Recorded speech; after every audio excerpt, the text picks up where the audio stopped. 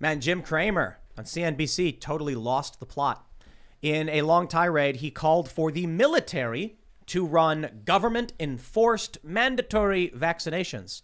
It was pretty intense. This was not some light thing like maybe we should have the military come out and, offer up people services. No. He was like, everybody should be forced to do it. And if you don't want to do it, go to court and then file your conscientious objector status, and we'll have the military run it. Fauci came out and he said, it's time. He said, we might not have to lock down, but prepare for the worst.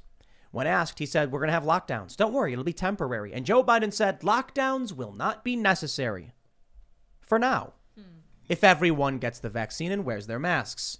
So I'll make this prediction. I don't like making predictions because the internet loses their minds when I do. And I'm just, sometimes wrong. But how about this? I think we're going to see lockdowns again. I think Omicron is here. It's being reported in San Francisco. I think we're going to see lockdowns. I think it's going to be mostly in blue states. I certainly think Florida and Texas are going to say shove off. But I think New York, California, Illinois, many of these blue states are going to come out and they're going to be like, we've got to do it again. And I would not be surprised if the governors of these states then kill more elderly people. We talked about the Hope experiment. What was this guy name? What was the guy's name? Carl Richter or something? Yeah, it sounds. I don't know, something like that. Yeah. He basically put rats in a vat of in a cylinder full of water, and within 15 minutes they give up. They can't swim. They die. Then he did another experiment where he took them out just before they drown, dries them off, put them back in. The second time, because of hope, they swam for, I think, 60 hours was the total. They wouldn't give up because they believed this hand might come and save me again. So I've been saying for a while, now that they've reduced the lockdowns, they'll come back and they'll come back substantially worse. So we're going to talk about all that. We got a cool group here. We got Rav here. You want to introduce yourself, man? Yeah. I'm a journalist, mostly writing for the New York Post and other outlets as well, writing about COVID, mandates, crime, identity politics, but lately a lot about COVID and mandates and young people especially, the side effects that young people are facing and the risks with mandating vaccines for school children and all of what's happening right now in Europe and across North America. Right on, man. Thanks for coming. We got a lot to talk about. We got Luke. So I'm here watching the chat, and I want to shout out the person that just said, no, Rudkowski, we Pukowski. Wow. Really appreciate that very much. I appreciate you guys. And if you guys want to support me, you can by checking out my t-shirt store. It, of course, is thebestpoliticalshirts.com, and you can buy shirts like the one I'm wearing right now that says, if you trust the government, you don't know history. I think an important lesson that Jim Cramer should really learn. They make great gifts and gag ideas, thebestpoliticalshirts.com. Thanks for having me. That is a astute statement on your shirt. I think a lot about it. If I didn't have the knowledge of what Nazis and what the Nazis had done, that this would be a totally different experience. If I didn't know that this is actually, not this particularly, but it has happened in the past where they genially put you on a train and take you somewhere to relocate Ian, wait until you find out what the communists did. Well, and hold on, too. There's a really great quote. What the Nazis did was legal. Yeah. What Schindler and other people did trying to protect Jews was illegal. What they did was against the law. What the United States did to the Japanese with the internment camps was legal. What the communists did, they all justify it. So let's make sure we don't confuse legality with morality. Exactly. Yeah, definitely. Yeah, so I'm really excited for this evening because the talk about lockdowns again, talk about this new variant is really distressing. So hopefully we can find some kind of closure on that. But before we get started, my friends, we have an awesome sponsor. We have solarwaterheater.com, a very, very simple product. You know, I'm really excited. We had the light bug the other day, and now we have the solar water heater. These are such simple things to promote that it's very easy. It's literally a solar water heater. That's it. You put water in it. You put it in the sun. It heats your water up. It can kill sterilized water. You can use it for making coffee, tea. And we were actually talking about this. We were like, you know, where would you need something like this? I don't think you got to think of it like an apocalypse thing, but you could. But it's more of like you're having a picnic in, Central Park or something, and you want to have a cup of coffee or tea. You just lay this thing out in the sun. It heats up your water in seconds, they say. Go to solarwaterheater.com. You get 50% off, and you can get another 25% off by putting in the promo code Timcast25. Again, solarwaterheater.com. This thing's pretty rad. I'm excited for it. We'll try it out, and rather simple. Again, Timcast25. But don't forget, head over to timcast.com, become a member, and you'll get access to exclusive members-only segments of the Timcast IRL podcast, which we will have for you tonight around 11 or so p.m. You don't want to miss it. We usually get a little rowdy Not so much family friendly because it's the after show, it's the after party. But as a member of Timcast, you're helping support all of our journalists. So, we have a bunch of stories we put up all the time. We have investigative, we have breaking news, we have on the ground reporting happening. We had Elad, he's going, traveling to cover some of these big protests, and we have that stuff up all the time. And it's all thanks to you as members. So don't forget, you can also like this video, subscribe to this channel, smash the like button. Check out, we got the no step on Sneck and Find Out shirt pinned in the chat. You can get that if you want it. And share the video. Helps support the show. And we don't have the marketing budget of CNN, but we do have grassroots power from all of you guys. Let's jump over to that first story and get right into it. Joe Biden, be quiet. I am offended that Joe Biden started talking right as I'm trying to start this segment. We're going to mute that site. Get out of here, Joe. CNBC host suggests nationwide vaccine mandate. Have the military run it. I really love this story from The Hill because Jim Cramer didn't suggest anything. He demanded it. He didn't say, maybe we have a national vaccine mandate. No, he was literally like, this is on the White House and Biden. Everyone's got to do this. And if you don't, you go to court and try and prove your objector status. And it's rather crazy. I'll jump right to this. We have this tweet here with this video. I'll jump right to the end so you can hear him get to having the military run this thing. Nobody wants to be the bad guy. He's the bad guy. But back then, anyone who refused to get vaccinated would get ratted out immediately because we knew that person could hurt other people. The commonweal was a commonweal. Now we're engaged in a similar struggle with COVID. What was that? He needs to breathe. No, I can't. The way he's slurring his speech, I'm actually wondering. Massive Might throat be and hitting neck the bottle. tension. No. Oh, that's true too. That's true too. Sensing some nerve pain and Let's play it. But Eisenhower would be aghast.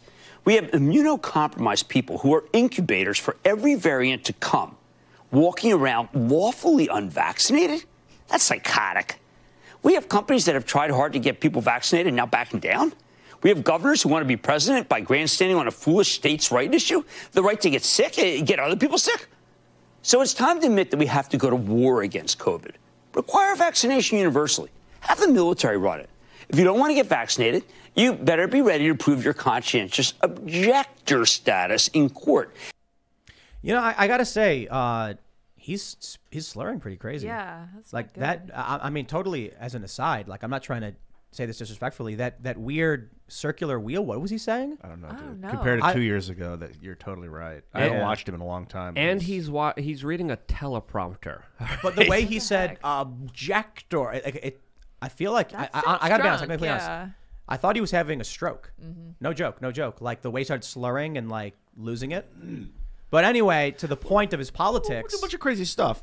We'll have the military run it. I don't know. You just throwing it out there. We just have the military take control and go martial. Like, it's crazy, the casuality that he spoke with there. And it makes absolutely no sense, by the way. Like segregating between unvaccinated and vaccinated when we know that there are several studies showing that the vaccine efficacy lasts about 6-7 months against infection. And so after about 6-7 months, a vaccinated person is just as likely to get infected and transmit COVID as an infected person, as an unvaccinated person. Several studies show this.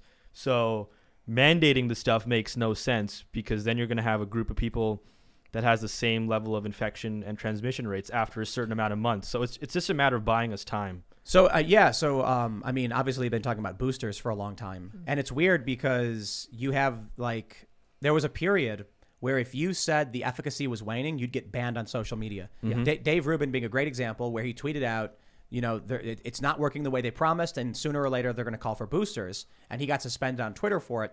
And now, sure enough, they've already been saying, I think in Israel, they're on shot number 5? Yeah, shot number 5, which needs to be mandated a part of their digital vaccine passport social credit score system that they implemented in that country, which is absolutely absurd. Jim Cramer here just proved how much of an establishment hack he is. He's a Bear Stearns shill showing off his best bootlicking on national television, which is embarrassing for this country. I mean, he went full commie. It's psychotic behavior. He wants to throw people in jail, in court, and have the military, men who are used to fighting armies, force people to take a medication that might not be right for them, that might hurt them, that some medical professionals are telling some individuals based on their own medical history that they can't take. I mean, are you freaking kidding me?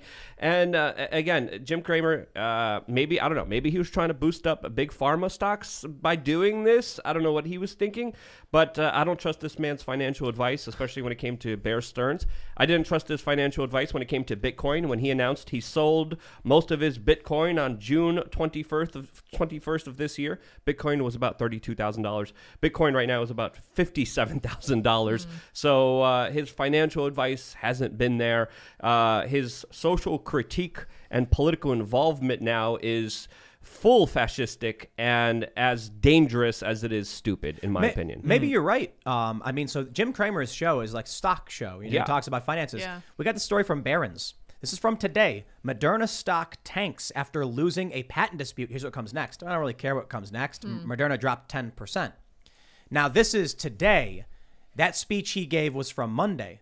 But maybe you're a guy who's talking finance. Maybe you're a guy who gives bad advice. And maybe you use your show to try and push and pump and dump and things like that. I'm not saying he does. But, I mean, it's possible. Yeah, well, the Moderna stock went down because the CEO came out a few days ago and said that the vaccine doesn't have that good effectiveness when it comes to this new Omicron variant, allegedly. And as soon as he said that, the stocks go down. He soon came after that statement and made another statement saying that we need double booster shots in order to successfully fight this new Omicron variant, which just appeared in the United States from a fully vaccinated person in San Francisco, California. Okay, well, hold on. You're jumping the gun hippies. here, Luke. You're jumping the gun. Barron's is reporting the stock fell because a Federal Circuit Court of Appeals, a panel of 3 judges, upheld a ruling against the biotech company in a decision on patents that Arbutus Biopharma said it owns. The patents in question regard lipid nanoparticles, which are used to deliver mRNA to cells safely, which basically means if you've got stock in Moderna, they don't own the rights to that product. And I can only imagine they're going to have to pay out some kind of portion of their revenue to the rights holder on this regard. Yeah, that plus 2 judges now ruling against Biden's vaccine mandate, plus his latest statements, all, of course, are having a kind of crescendo moment. And also with the Federal Reserve screaming, saying, hey, this is going to hurt us financially with this new variant. No. The Federal Reserve printing money out of thin air is going to hurt us financially as they're the ones causing inflation, as they're the ones causing the larger economic problems. And they're trying to blame it on this new variant, Omicron variant, which, again, we're still learning about all the details. Omicron? Whatever Is that they Joe call Biden's it. version? Yeah, are you choosing Joe Biden's version? I like Yes, that version. yes. What the president says is gospel, and we should right. always trust Yeah. and believe him no matter what. I would love to rename it to Omicron. That's great. Let's just call it Omicron. We might as well. Yeah. I mean, Biden's the authority on this, isn't he? Yeah. He's the Yeah, master. he's not a withered husk of his former self. No, he's Yeah. the president. Yeah, he doesn't have metal stints inside of his brain holding up major blood clots. You know, This idea, by the way, that new variants are going to come and they're going to lead to more booster shots was considered to be absolute conspiracy at the beginning of the pandemic. This is a 2-shot vaccine. And I don't know if you guys saw on Twitter, Eric Topol, the big medical expert that the left, often uses as somebody who's reliable for this information. He came out yesterday with a tweet saying this is a 3-shot vaccine. And he's considered like one of the biggest, most reliable experts on vaccines. There's one story I was looking at recently, by the way, which shows how ineffective vaccines are against infection. The Ottawa Senators, an NHL hockey team, 100% vaccination rate, and now 40% of the team just tested positive for COVID. Oh, jeez. Well, so the issue is, are we dealing with variants that the vaccines struggle to deal with? I've heard varying opinions. I have heard that because of Delta and Omicron, that these are new variants and the vaccine have a limited coverage for the various pathogens that they attempt to protect against. I have no idea how the biological mechanism works, but it's absolutely objectively true that the protection against infection is completely short-lived. It's only a few months. Well, let's make sure we have that distinction, Yeah. right? So to say the vaccines aren't working, well, hold on. The issue is they don't work long enough. Yes. And that's not. I'm gonna say, oh no, they work forever. Yeah, they work. You go talk to your doctor because they work forever. I'm kidding, by the way. My point is, if you have all of the mainstream media coming out and saying the efficacy is waning and now you need 3 shots, a booster is your 4th shot. It's Fauci, it's the Moderna CEOs, the guys who are saying you need more boosters. not us. The narrative that they are pushing in that capacity then is breaking confidence in the efficacy of the vaccines. So what I said, when we saw LeBron James, a double vaxxed, gets COVID. New York Daily News wrote in the first sentence, not even the king is immune to COVID-19. And I was like, what if he was vaccinated? So when they said that, it was a really weird cognitive dissonance, I think, for regular people, because people call vaccines immunization, right? Yeah. They would be like, did you get immunized from, this or whatever? Or did you go to, you got immunized from yellow fever? When I went and got my vaccines for going to Venezuela, they said I was getting immunized. It was synonymous. Yeah. Yeah. I think it is And maybe it's a colloquial thing like, we don't think it's a guaranteed it'll prevent yellow fever or HEP or something like that. But if LeBron James got the vaccine as he was supposed to do it, and he still gets it, and Dan Bongino gets the vaccine because he had lymphoma, and then he still gets it. The problem is all of your data goes out the window. This is why I'm always just like, go talk to a doctor, man. I don't want liability from anybody making decisions off of, I'm not going to give advice on this. But the issue then is people will be bewildered. What are you supposed to do when you have a news story coming out, literally, LeBron James fully vaxxed gets COVID, Dan Bongino fully vaxxed gets COVID. Who were the politicians who got it and they were fully vaxxed? Yeah, we keep having these high-profile stories. And as you pointed out, what did you say, 40% of the NHL? 40% of the Ottawa Senators, a top NHL team, just tested positive for COVID, even though 100% of the team is vaccinated. And if you talk to top medical experts, like in my writing, when I talk about COVID, I have to be very careful. Like when I try to publish stuff, if I don't back it up with expert opinion, with trained experts, then it becomes an issue. But it's worth mentioning, by the way, when we're talking about vaccines, that the protection against death remains durable after several months. It's the protection against infection that is very short-lived. Well, still, there's a lot of the science that we haven't figured out, and there's a lot of different political beliefs. But when we have, large medical institutions, along with Dr. Fauci, coming out from the very beginning of this and saying 100% safe and effective, just do this one time and everything will go back to normal, that doesn't build trust. That doesn't build anyone who's going to willingly now be like, okay, yeah, sure, I'll believe you this time or this time. And they did it to themselves. They created a situation where it's very hard to believe anything coming out of their mouth because it keeps changing. And if it does, you have to admit it's changed. You have to take accountability. You have to take responsibility for your words, and they haven't been doing any of that. Dr. Fauci is afraid of doing any kind of interviews with anyone who even views any kind of different political circumstance differently than he does. And if he's the nation's doctor, he's not supposed to be political, but he's been political from the very beginning. He was saying Black Lives Matter protests are great. Anti-lockdown protests, bad. They're causing the spread. Black Lives Matter protests are the ones that are slowing the spread. And again, you can't have both. And they've been changing the definitions of vaccines. They've been changing the definitions of herd immunity. Yep. And I think it's important for all of us to admit we don't know what's going on here. I'm not a medical professional. I'm not a medical doctor. We're not here giving medical advice. But at the same time, we're here to tell you, everyone who's telling you that they know exactly what's happening here is full of crap. I think that's a great point. What I've said this before and I'll say it again. I'm not a scientist. I'm not a doctor. I can't give you advice on that. But I am an expert in freedom. And I think one of the issues that we fall into is, to be careful, there should not be government mandated medical procedures. That's about it. And you want to come to me and say, Jim Cramer, he's like, oh, but we have, this reason and that reason. I'm like, Government ain't going to tell me what medical procedures I got to have. Because you have to think about what it means philosophically if we move to a point where the government can mandate any of this by force. Okay, well, people who have Neuralink, cybernetic implants, have an advantage. Here's a better one. People who have the VeriChip implant, well, it's safer because when they get stopped by police, the police don't have to search for ID. When they get pulled over, their ID's right with them. We will reduce crime and end the crime pandemic if everyone just gets their VeriChip. Get that chip injected into your hand. What happens when a criminal gets stopped and he gives a false name? Crime gets worse. We can't give the government the ability to just say, here's the medical procedure you have to undergo because it's going to help make you safer or save lives. That's it. One of the worst examples of this, by the way, recently, I don't know if you heard about this, 44,000 students in LA are about to lose their right to have in-person education because they missed the vaccine deadline.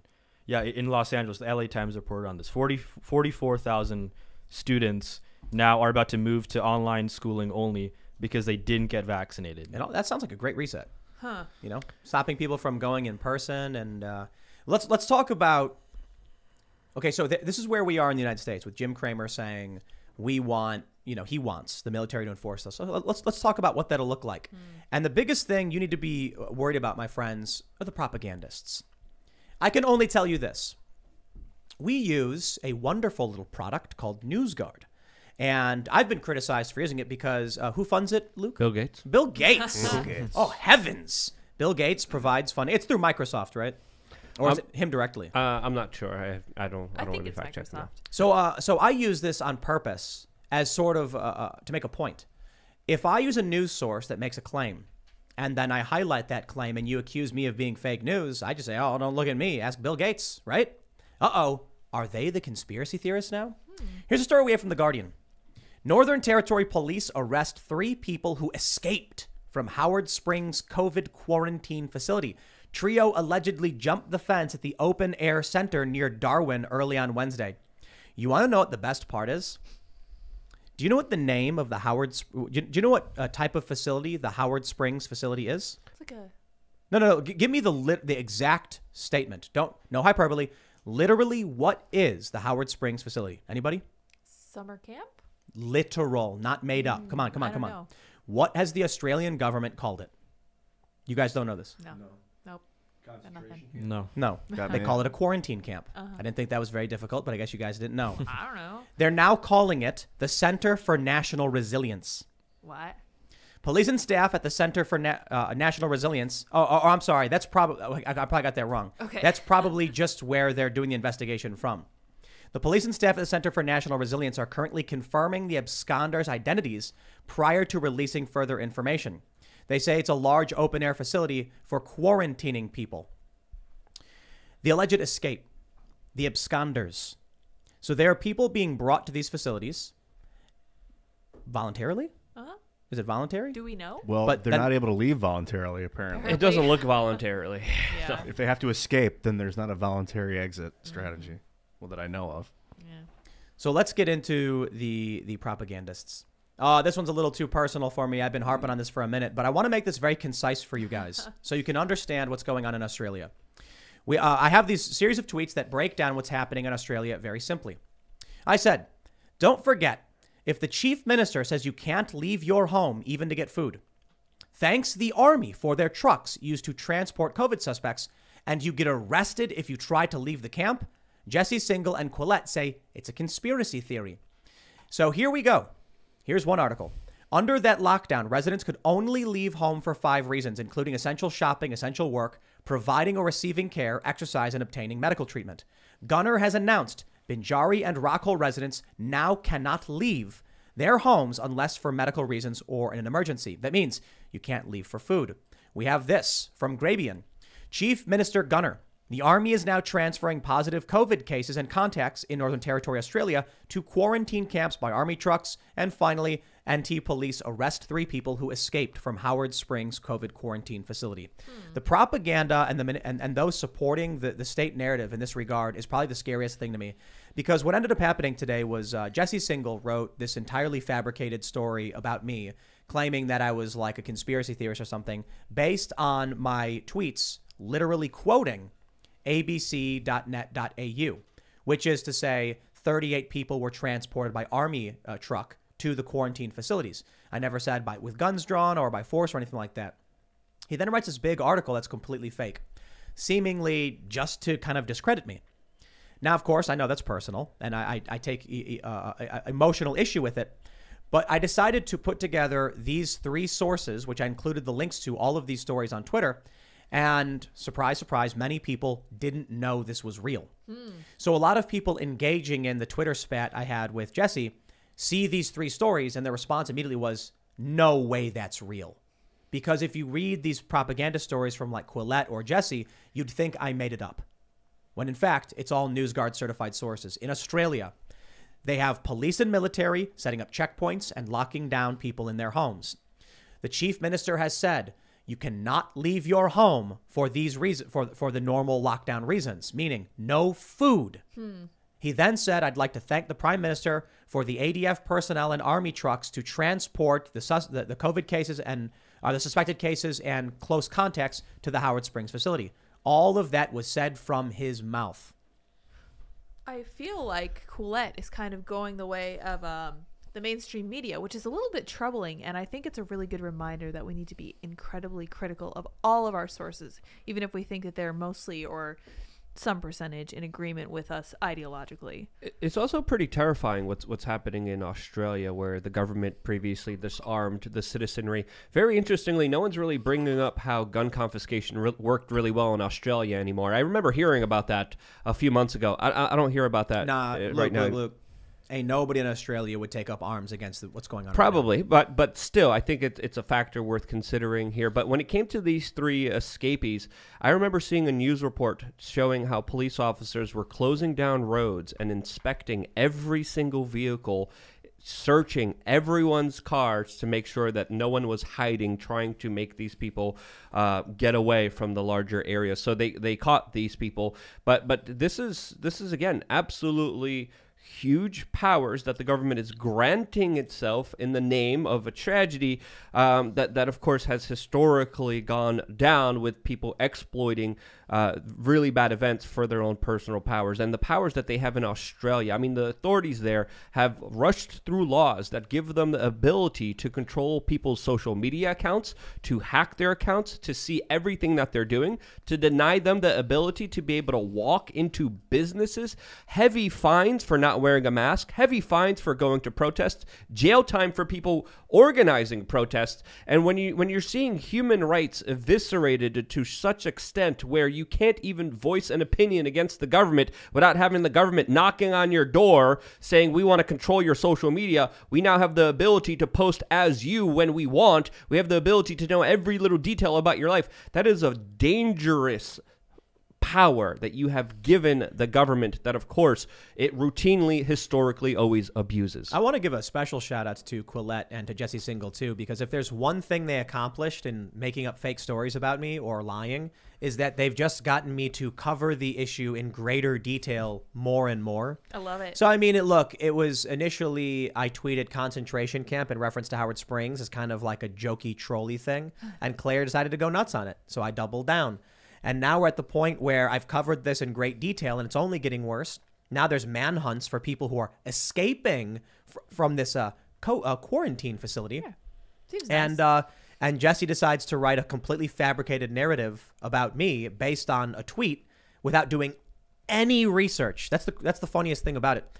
And in turn, I obviously get mad about it. And then we cover the story in greater detail, once again, simplifying that in Australia, they are rounding people up with the assistance of the military, and the chief minister is thanking them for the assistance, sending them to a camp where they're trying to escape. Do you is Claire in Australia right now? Claire Yes, she Lehman? is. So is she in a position now where she got online and was like, you're right, Tim, what the government's doing here is horrible. We need to do it. Would that they'd come knocking on her door? Yep, probably. Yeah, of course. Wow. I mean, there's incredible videos showing police officers showing up at people's doors, banging, demanding, saying, did you post this on the internet? Were you here at this protest? Did you dare have a voice against the state? Intimidating people, harassing people, not just protesters, journalists. Like, what's his name? Yemi? I forgot it. I forgot. yeah. Hami? Avi. Avi. Avi's been doing really incredible work. He had police show up at his door. He's routinely detained for even trying to report on these protests as an official member of the press. So when you have intimidation of journalism, when you have the suppression of people's voices, when you have the suppression of protests, when you have the suppressions of people's speech, you have a situation that is absolutely Orwellian, destructive, dangerous, and the opposite of anything progressive that anyone could even imagine. You want to know what the best part is about these three people who escaped? They were teenagers, and they had tested negative. The Australian government Why were they there? took 3 teenagers from the Binjari community, brought them to a quarantine facility when they were negative for COVID, tested them, they were negative, and then when these 3 teens escaped, the police were sent out to investigate, hunt them down, and arrest them. Set up roadblocks. Wait, so- set up Yes. roadblocks. No, no, no, Why, no, why, no, why are no. they there, though, if they're negative? Yeah. They were near camp. someone. I have to wonder about the Australian government bringing people without COVID to a quarantine camp where they're not allowed to leave. And then you have to imagine these teenagers are probably thinking, I don't want to get COVID. Yeah. And they're like, you're negative. And they're like, good, let me go. No. Wait, were they positive maybe first and then they were negative? So it's possible. But the minister said close contacts. So that means like, Right, okay. well, we got, my brother's downstairs. You are officially a close contact. They'd come to your house and arrest you and be like, well, you were a close contact with this person. You might be like, I didn't see that person. I don't know what you're talking about. Too bad. The best part about it is how they say they're not doing it by force. And now you have all of these, I swear, look, people need to understand. It's a known fact that governments use sock puppetry on social media. The bot accounts. I'm not saying every person's a bot, but they do this. And it's funny to see the propagandists coming out and tweeting, it's been confirmed the people are not being taken by force. And I'm like, are you kidding? Then why are they escaping? Like they're voluntarily showing up and then trying to break out? That makes literally no sense. More importantly, they voluntarily show up but can't voluntarily leave. How about we'll just call it that? Okay, the Australian government is offering free rides in army trucks to the quarantine facility where people aren't allowed to leave by threat of arrest. Is that it? Are we good now? Do you think it's Sounds possible nice. they just don't tell them that they can't leave once they get there? And are they maybe misleading That's them? definitely possible. I trying to figure think what's it going is on. completely unreasonable to make the argument that when the minister comes out and says you can't leave your house to eat, and we're going to take people by army truck to quarantine facilities where they will be arrested if they escape, the idea that they're voluntarily going to this place is absurd. You know what I don't like is the way the Australian police interact with the citizenry, like gorillas attacking like a wounded lamb. Like they just walk up on people, no fear, like their arms are out, like they're about to grapple. So like they're not afraid of getting shot in the chest because they've disarmed the populace, and they just like stumble towards humans and like use their mask to like squeeze them. It's disgusting. One question I have about the Australian camps is, are vaccinated people able to get into these camps? Do they detain those people too? Yeah, probably, for sure. That If they test tested negative? positive. Yeah, or if they're a suspected sorry, case. or So, near it. Okay. one of the big things too, and we'll get into this in just a second, is that there's new travel restrictions where Biden wants to implement them. That no matter your vaccination status, if you travel into the country, you've got to quarantine for a week. You've got to have a negative test before traveling, and all of these like, I don't know what's the word for the zealots. All of these like hardcore government mandate zealots are like, what do you mean I've got to take a test in quarantine? I'm double vaxxed. And one guy tweeted like, I'm double vaxxed and boosted. I refuse to be treated like these dewormer people. It's like, what did you think was going to happen? Bro, get your subscription now. Promo code FauciOuchie to your monthly vaccine booster. Like, I think if people are concerned about their health, you go and talk to a doctor about it. I think COVID is very, very serious. I got it, and boy, was it bad. But I think the problem is they keep trying to centralize everything. They keep trying to say, we have an idea. This one thing will solve the problem, when in reality, it's going to be a multifaceted approach that solves this. It's not polio. This Jim Cramer guy acted like it's polio, like we're dealing with polio, and then he was like, so he said polio is horrible. Polio is horrible. So we need to use vaccines against COVID. Like complete non sequitur, irrelevance. Also, other vaccines for polio and smallpox, they took years to get mandated. Wasn't it or 15 to- plus years? Well, some were like 5 or 6 years, others were like 15 years, but never before has it been right away as it has been with COVID. Oh, so they didn't rush out a vaccine for No. smallpox. And there's years. also the Years. danger of rushing something that will have an effect that, of course, will stop the natural progression of a virus and potentially even make it worse. That's what some scientists are speculating so right Brett now, says a lot. that this intervention could actually cause to a worse situation, another different variant that could hurt the world even more, which if you're thinking about how the state has been using this problem to help their friends, to conduct the largest transfer of wealth in recorded human history, to empower themselves with godlike authority over the population, I would think that they would have an interest in making this situation worse, personally myself, but that is just my own perspective, my own personal opinion. Some scientists are speculating this as well, but again, the data, the science, it's still all coming in. It still really hasn't been figured out, but to jump to conclusions, to say we need authoritarianism, we need tyranny to solve this problem is absolutely ridiculous. It's a stupid idea, and it's an idea that Joe Rogan argued recently is hurting more people than actually helping more people. And I think that argument has a lot of merit to it. Yeah, I'm still surprised how many people say that the vaccines are a way to end the pandemic, that they stop the spread of COVID. Like so many people still say that. It's like, no, it's mainstream science that's not the case. that it slows the spread temporarily. That's the most accurate way to say it. We've got let me see if I can pull this. Let me see if I can find this. Here we go. We got this story from from Sky News. Omicron variant highly infectious and booster jabs may need double dose, says Moderna CEO. It is a official big pharma narrative. Sky News that you will need to get a double dose of the booster because of the new variant. So there's no slowing this. There's a slowing the spread, I guess, but there's no stopping it if this is our plan of action. And you've got a mainstream narrative from a lot of these people. Just get. It's like you mentioned earlier, Luke. They say just get the first shot and then we're good. Everyone will be fine. They said in New York City the mandate was 1 shot at least. Now it's, they're saying, okay, well now you get then it was get 2 doses for fully vaccinated. Then they said we got to get your booster. Now they're saying no, the third shot is not a booster. It's a normal part of the whole vaccine process. Yeah. And now imagine this. Imagine you got 3 shots already, and they're saying that's not a booster. The CEO of Moderna is now saying you will need 2 more shots because of Omicron. It's like a rainmaker selling umbrellas. Yeah. That's my personal perspective on it. But again, we have to understand, who does this kind of benefit here? Where's the accountability? Where's the oversight? Where's people saying, hey, let's actually take a look at this and let's maybe see if some people are maybe motivated more by profit than they are about general health. And if we are interested in general health, shouldn't we have conversations about obesity? Shouldn't we have conversations about diet? And if you want to have a totalitarian response to this, sure, but if you're going to be attacking anyone, it should be maybe KFC, McDonald's, Burger King, especially if you're caring about people's health. But again, it's ridiculous to even think about it that way. And again, people's health is important, and the discussions about exercise, vitamin D, getting proper sleep, not being stressed out, making sure that you're living a life that is a healthy, happy one rather than just a wage slave one where you're indoctrinated by just horrible ideas and horrible foods that go into your system and make you a crappy, unhealthy, unhappy person. If we want to start those conversations, we should have them, and I think we would have a far better effect at helping people when it comes to making people healthier than we would by just giving all of our full faith to Big Pharma, because as we know, they're treated like our overlords right now. I'm not surprised that this CEO of a pharmaceutical company is suggesting that his vaccine is the way to go forward. No. I'm not surprised that he's saying you actually need 2.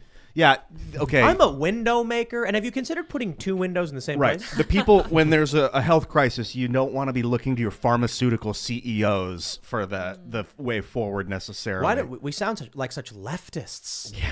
These big corporations are just trying to turn a profit, exploiting the health crisis, and we should. Yeah, I mean, they were ready to go on this thing. Yeah. Where are the? This is the problem I have with like the left. Is that when we refer to the left, we are quite literally referring to leftist populists and the establishment, because for whatever reason, they're aligned on this one. You take a look at the most prominent personalities they have, and they agree on all this stuff. And I'm like, yo, how come you guys are pro-Big Pharma now? Maybe it's because, quite simply, the new generation of leftist, they were, teenagers 10 years ago. So when the Occupy Wall Street types were out there saying, like, Big Pharma is bad, those people are now in their mid to late 30s. And these 20-something-year-olds who are on YouTube and pushing this politics to the far left were born into a world where Big Pharma is actually good. Martin Shkreli, awesome guy, apparently, I guess. Yeah. That's their position? Okay, sure. And the record of some of these companies, record fines, bribing doctors, bribing regulators, buying off corporate media. I can name a lot of individuals. I can name a lot of multinational corporations that, of course, were guilty of this. But they have a criminal past. They're liable for causing real-life human harm before. And for people to give them a pass, a blind trust because, there's a tragedy that's being exploited here is something that is worrying personally myself that I am concerned about from my own personal perspective. Also the way that they're funding research too. Like I was listening to this one cardiologist in the UK that Majid Nawaz was interviewing, by the way. I don't know if you've seen his content lately. Majid on Twitter, he's been great on this. And the cardiologist was saying that 66% of academic research done on medical issues is funded by drug companies. So that creates a huge bias. So a number of researchers are unable to publish certain kind of research that goes against the efficacy of a certain drug that can lead to, I think Joe was pointing out recently on his podcast, Joe Rogan, several drugs, dozens of drugs that have been pulled off the market that were initially approved and led to so many excess deaths and injuries. And that was because the studies that were done that showed the efficacy were tainted by this influence from the drug industry, and it led to so many deaths and injuries. You guys have seen the brought to you by Moderna montage? Oh yeah. Oh yeah. CNN's New Day brought to you by Pfizer. And that shows like all of the media saying that. Yeah, man. When you have commercials, I think the United States is one of only like 2 countries that allow commercials for drugs. It's insane. And the best part about it, I love this, is that they don't tell you what the drugs do. Flornostrin. Call your doctor to see if it's right for you. Like, they won't tell you what it is, but they want you to buy it. Yeah, they'll show like an old woman and man dancing in the field in slow motion. This could be you if you just take our drug. Restless leg syndrome? We have a solution. And then side effects include Yo, that's a Ate crazy food thing. that our other company sells you. Take our medicine that our other Are company you feeling sells you. stressed? Take this. It's a joke. Like, people do sketches where it's like side effects may include, explosive diarrhea. But like, I saw an ad recently for some medication where they actually said, I verbally exclaimed in my living room when we were watching some show. And it was like, get this treatment, and the side effects include like bleeding heart or something, or just like some ridiculous thing where it was like, blood clots and deep vein thrombosis and like cardiac arrest. And I was like, why would you take that? It was like, do you have irritable bowel syndrome? Take this thing that can stop your heart. And it's like, Maybe not. I don't know. Maybe you just got to go to the bathroom and because that side effects are crazy. I don't know, man. But you know what? Far be it from me. Right? If somebody's got some kind of, disease and they're suffering and they say, I'll take the risk if it makes my life better, that's between them, their doctor. Ultimately, they make a choice about what's right for their life. Not commercials. Right. You're right. The United States and New Zealand are the only countries in the world that allow drug advertising on commercials right now. And it's pretty much all you see, especially if you watch the corporate media. You just see pharma ad after pharma ad after pharma ad. Now, again, we also have to be intellectually honest here. Not all of big pharma is evil. Some of the stuff that they do produce does really help people, has revolutionized medicine, and has changed people's lives for the better. We have to admit that on a certain level. But there is a very sinister, nasty, disgusting element of it that literally profits off of human suffering, rather cures the symptoms than the cause, and is knowingly making money hiding real cures because of someone sitting at an office saying, I prefer money over human life. We saw that with the opioid epidemic. We saw that with institutions in this country being bought out by big pharma that literally turned a huge portion of this country into heroin addicts knowingly because of big money. And when you have that much of power, that much influence, that much harm caused by this industry, I'm sorry, you don't have my faith. You don't have my personal belief system in you. I'm not going to give you the benefit of the doubt. You don't deserve it. Okay, Bernie bro. It's true. It's true. And then you got the prison industrial complex saying these working class, family men who lost their jobs to the factories being shipped overseas, who then got hooked on opioids, should go to prison for it. Yep. And the police, with smiles on their faces, kick in the doors of the victims, working class people in this country, and send them to jail. Yep. Yeah, the whole system. But you know what the problem is? Yo, I can see it, right? Luke can see it. We can all see it. Big pharmaceutical companies exploiting a crisis, exploiting pain, pumping opioids into this country. The policies of the Democratic and Republican establishment extracting factories and jobs from this country overseas to make a quick buck. And the prison industrial complex, and we can all see it. And then the only thing we get is the left saying, communism is the answer. More government, more police officers. Yeah. Well, more money for big pharma, more money for the big prison industries, more government intervention in our daily lives, which is insane. I do support using the government's power to disrupt the monopoly of making pharmaceutical commercials legal. I would like the government to make them illegal like they did with the tobacco commercials in the 60s or whenever it was, the 70s. That is maybe a little socialist in me, but I think that there's a time and a place to use the heavy hammer of the government to prevent these private companies from taking over. That's not socialist. That's something we can do reasonably as a people, as a community, as a country, as a nation, and be like, here's what we agree and don't agree on how these companies should function. I think regulations are fine. The problem is when they never get removed and they're outdated or broken in some ways. Call. So what ends up happening Sunset is clause. Exactly. Yeah. We say, okay, we're going to try this out. We're going to do a 2-year, ban on pharmaceutical commercials or something, and then we'll see how it happens. And then in 2 years it sunsets, and then we'll have to re-vote for it or something like that. And all the politicians that got bribed for 2 years by the pharma industry, so that when they vote next time, they'll make sure. No, it'll naturally sunset. It'll just disappear. The law will just be gone. That is a big problem. The lobbying and all that stuff, and the promises. There's no real way around it. Because they'll just be like, look, we can't give you anything, but when you're out in 2 years, we'll give you a high-paying job in the company. I just, it's not socialist to say the prison industrial complex. Well, actually, it's anti-socialist, or I should say. The government subsidizes private prisons, guaranteeing contracts. So you'll get a dude who is hooked on opiates because he was prescribed it.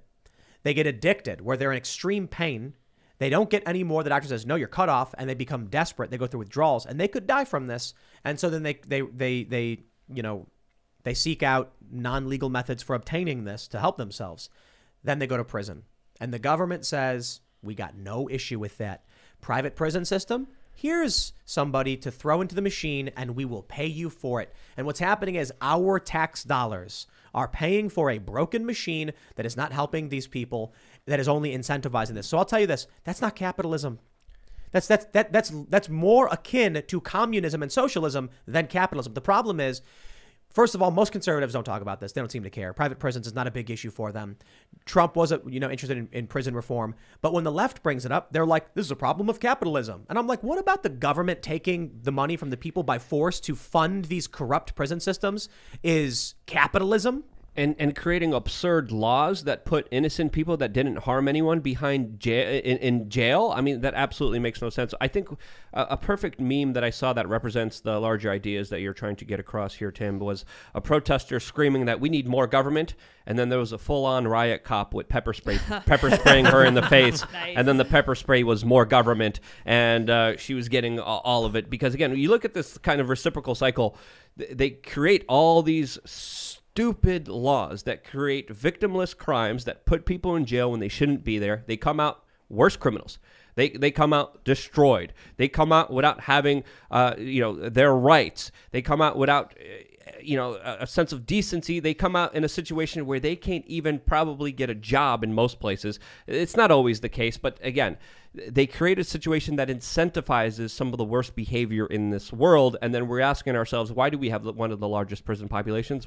We wonder why. It's a big business, and people profit off of it. Speaking of victimless crimes, by the way, this morning I was looking at certain reports that were released from Austria showing that starting in February, people who don't take the vaccine might be incarcerated. Yep. Now, those are still preliminary. Those are still preliminary reports, but we do know for sure there's going to be a $4,000 fine starting in February for those people who don't get vaccinated. This is mainstream news, not conspiracy at all. It's incredible. It's incredible that they can exercise that much control. Like across Europe, you're seeing that. Like in Slovenia, the small European country, they dabbled with the policy that people who were filling up on gas had to show their COVID certificate, otherwise they couldn't get their gas. But then there was so much backlash that they backtracked afterwards.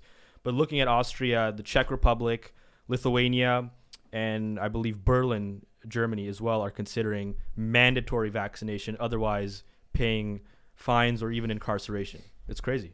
In the U.S. in 1905, there was a Supreme Court ruling that stated you could fine someone in your community if they don't get vaccinated. The fine was $5 at the time, the equivalent of about $150, but that was it.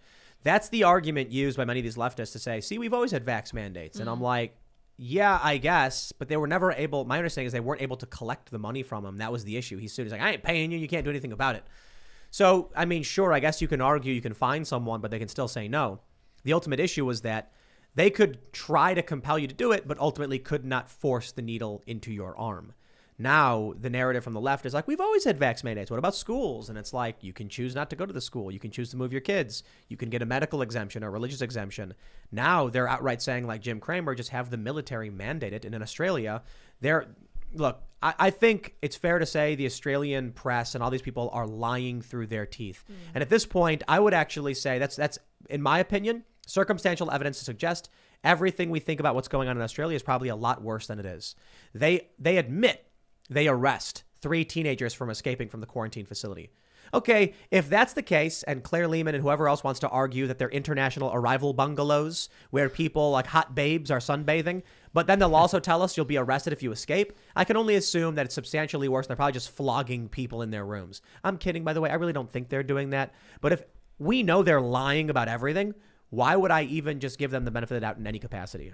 So to me, this kind of smacks of an authoritarian government, because I remember when COVID first started, my friend looked at the numbers and said, oh, this is coming out of China. Those numbers are 10 times what they're telling us. And I was like, yes, absolutely. So like what you're saying right now, what Australia is admitting to is going to be very much a PR stunt. The fact that they're coming out and saying, oh, no, people aren't, being forced to do this or whatever, and sending all these awesome pictures of ladies in bikinis. Very strange advertising for these camps, but it's like, you're hiding something, you need to fess up. And they're never going to, because they'll never be held to account, which is a little bit discouragable, but at least the fact that there's a marketing campaign with women in bikinis in government quarantine camps is creepier than the fact that if there wasn't. It's just the hashtag, apparently. Yeah.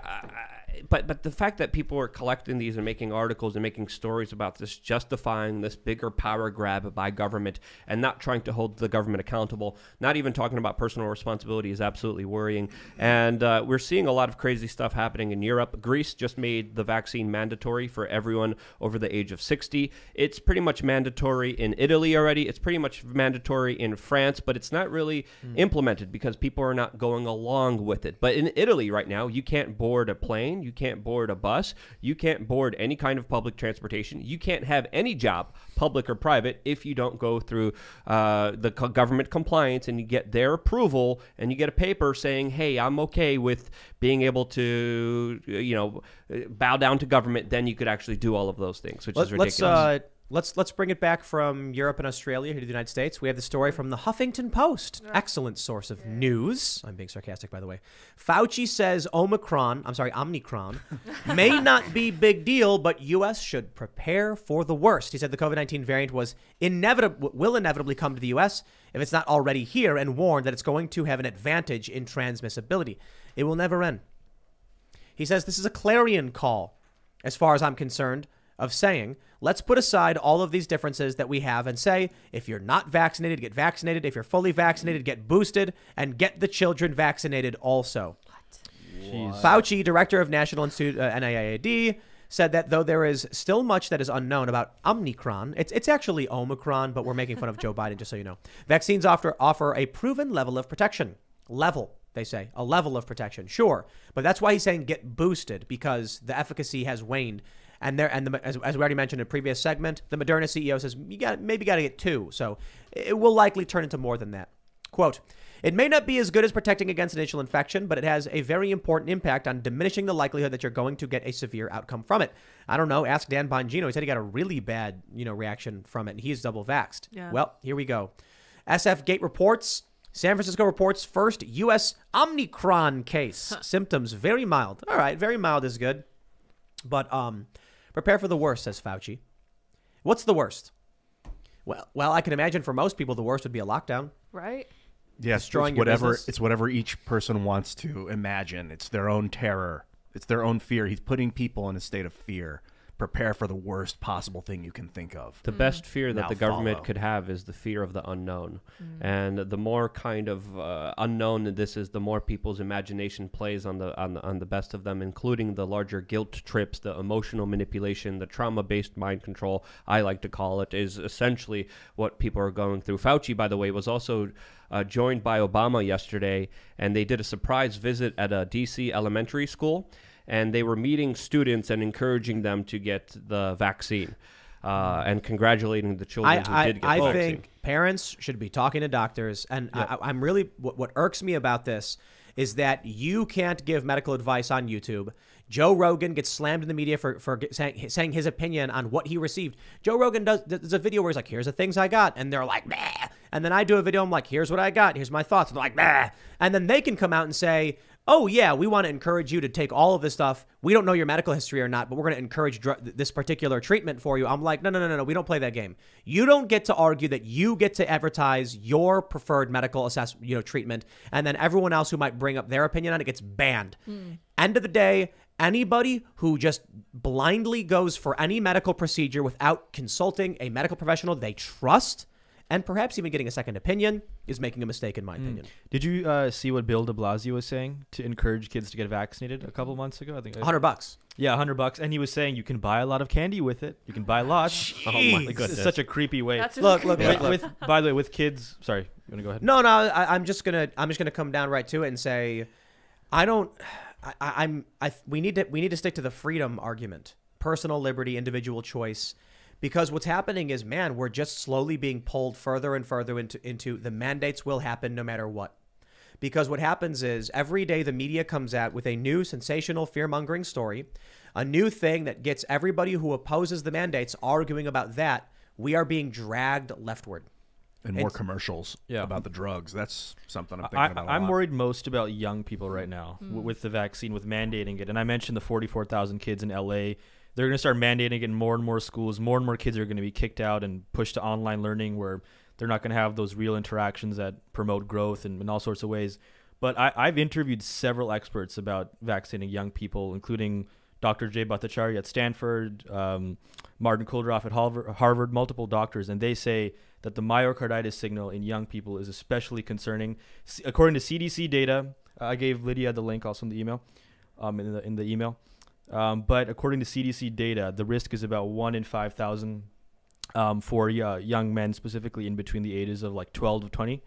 And so vaccinating, so 1 in 5,000 may seem like a small risk, but once you multiply that by millions of doses, then that adds up. And then you have, and this is no exaggeration, in my own city in Chilliwack, I've heard of 3 cases of young boys who after the vaccine had a seriously adverse reaction and were in the hospital because of cardiac arrest due to the vaccine. I'm not saying don't get the vaccine for your kid. Doctors, that I trust say if your kid has obesity, you should consider it, or if they have cancer, underlying conditions, things like that. When it comes to healthy young boys, though, a 1 in 5,000 risk is not trivial, and we shouldn't be mandating it at all. I think this is why I want to get to again. It's like we shouldn't mandate anything. We shouldn't mandate chips. We shouldn't mandate vaccines. I'm not saying chips are happening. Calm down, media. But we have this story from the New York Times we briefly showed. The FDA is assessing whether the Moderna vaccine can cause heart problems in adolescents. They say the FDA is reviewing reports suggesting the coronavirus vaccine made by Moderna can cause heart problems in some adolescents, the company said on Sunday. This is not conspiracy. This is literally Moderna saying we have these reports. The FDA needs to review this. Moderna requested authorization from the FDA for its use in the vaccine from children ages 12 to 17 in June. The adolescents would receive 100 micrograms of the vaccine, the same dose given to adults 18 and above. But the agency has not yet made a ruling on the application, prompting speculation about reasons for the delay. In a statement on Sunday, Moderna said the FDA requires additional time to evaluate recent international analyses of the risk of myocarditis after vaccination.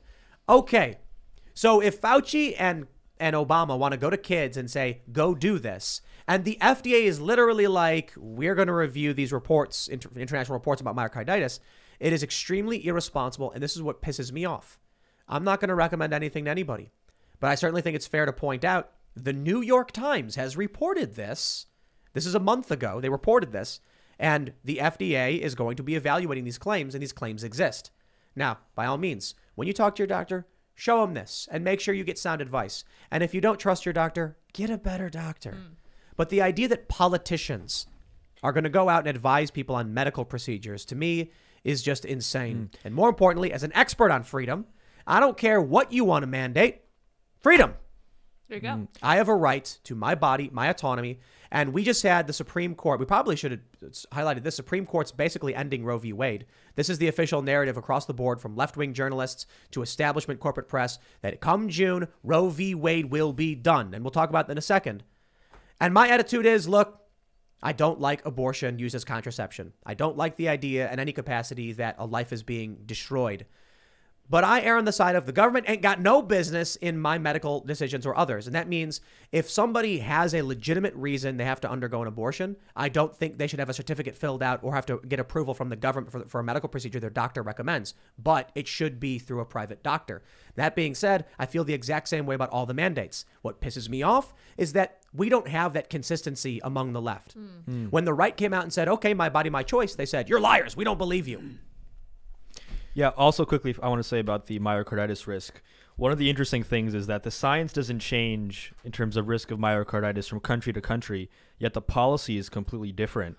So in the US and in Canada, you have the, in Canada specifically, you have the policy where young people over the age of 12 in BC and in Ontario have to be vaccinated. Otherwise, they can't go and exercise to a gym. They can't go to a bar, restaurants, etc. And from starting yesterday, you can't leave Canada because of the vaccine mandates.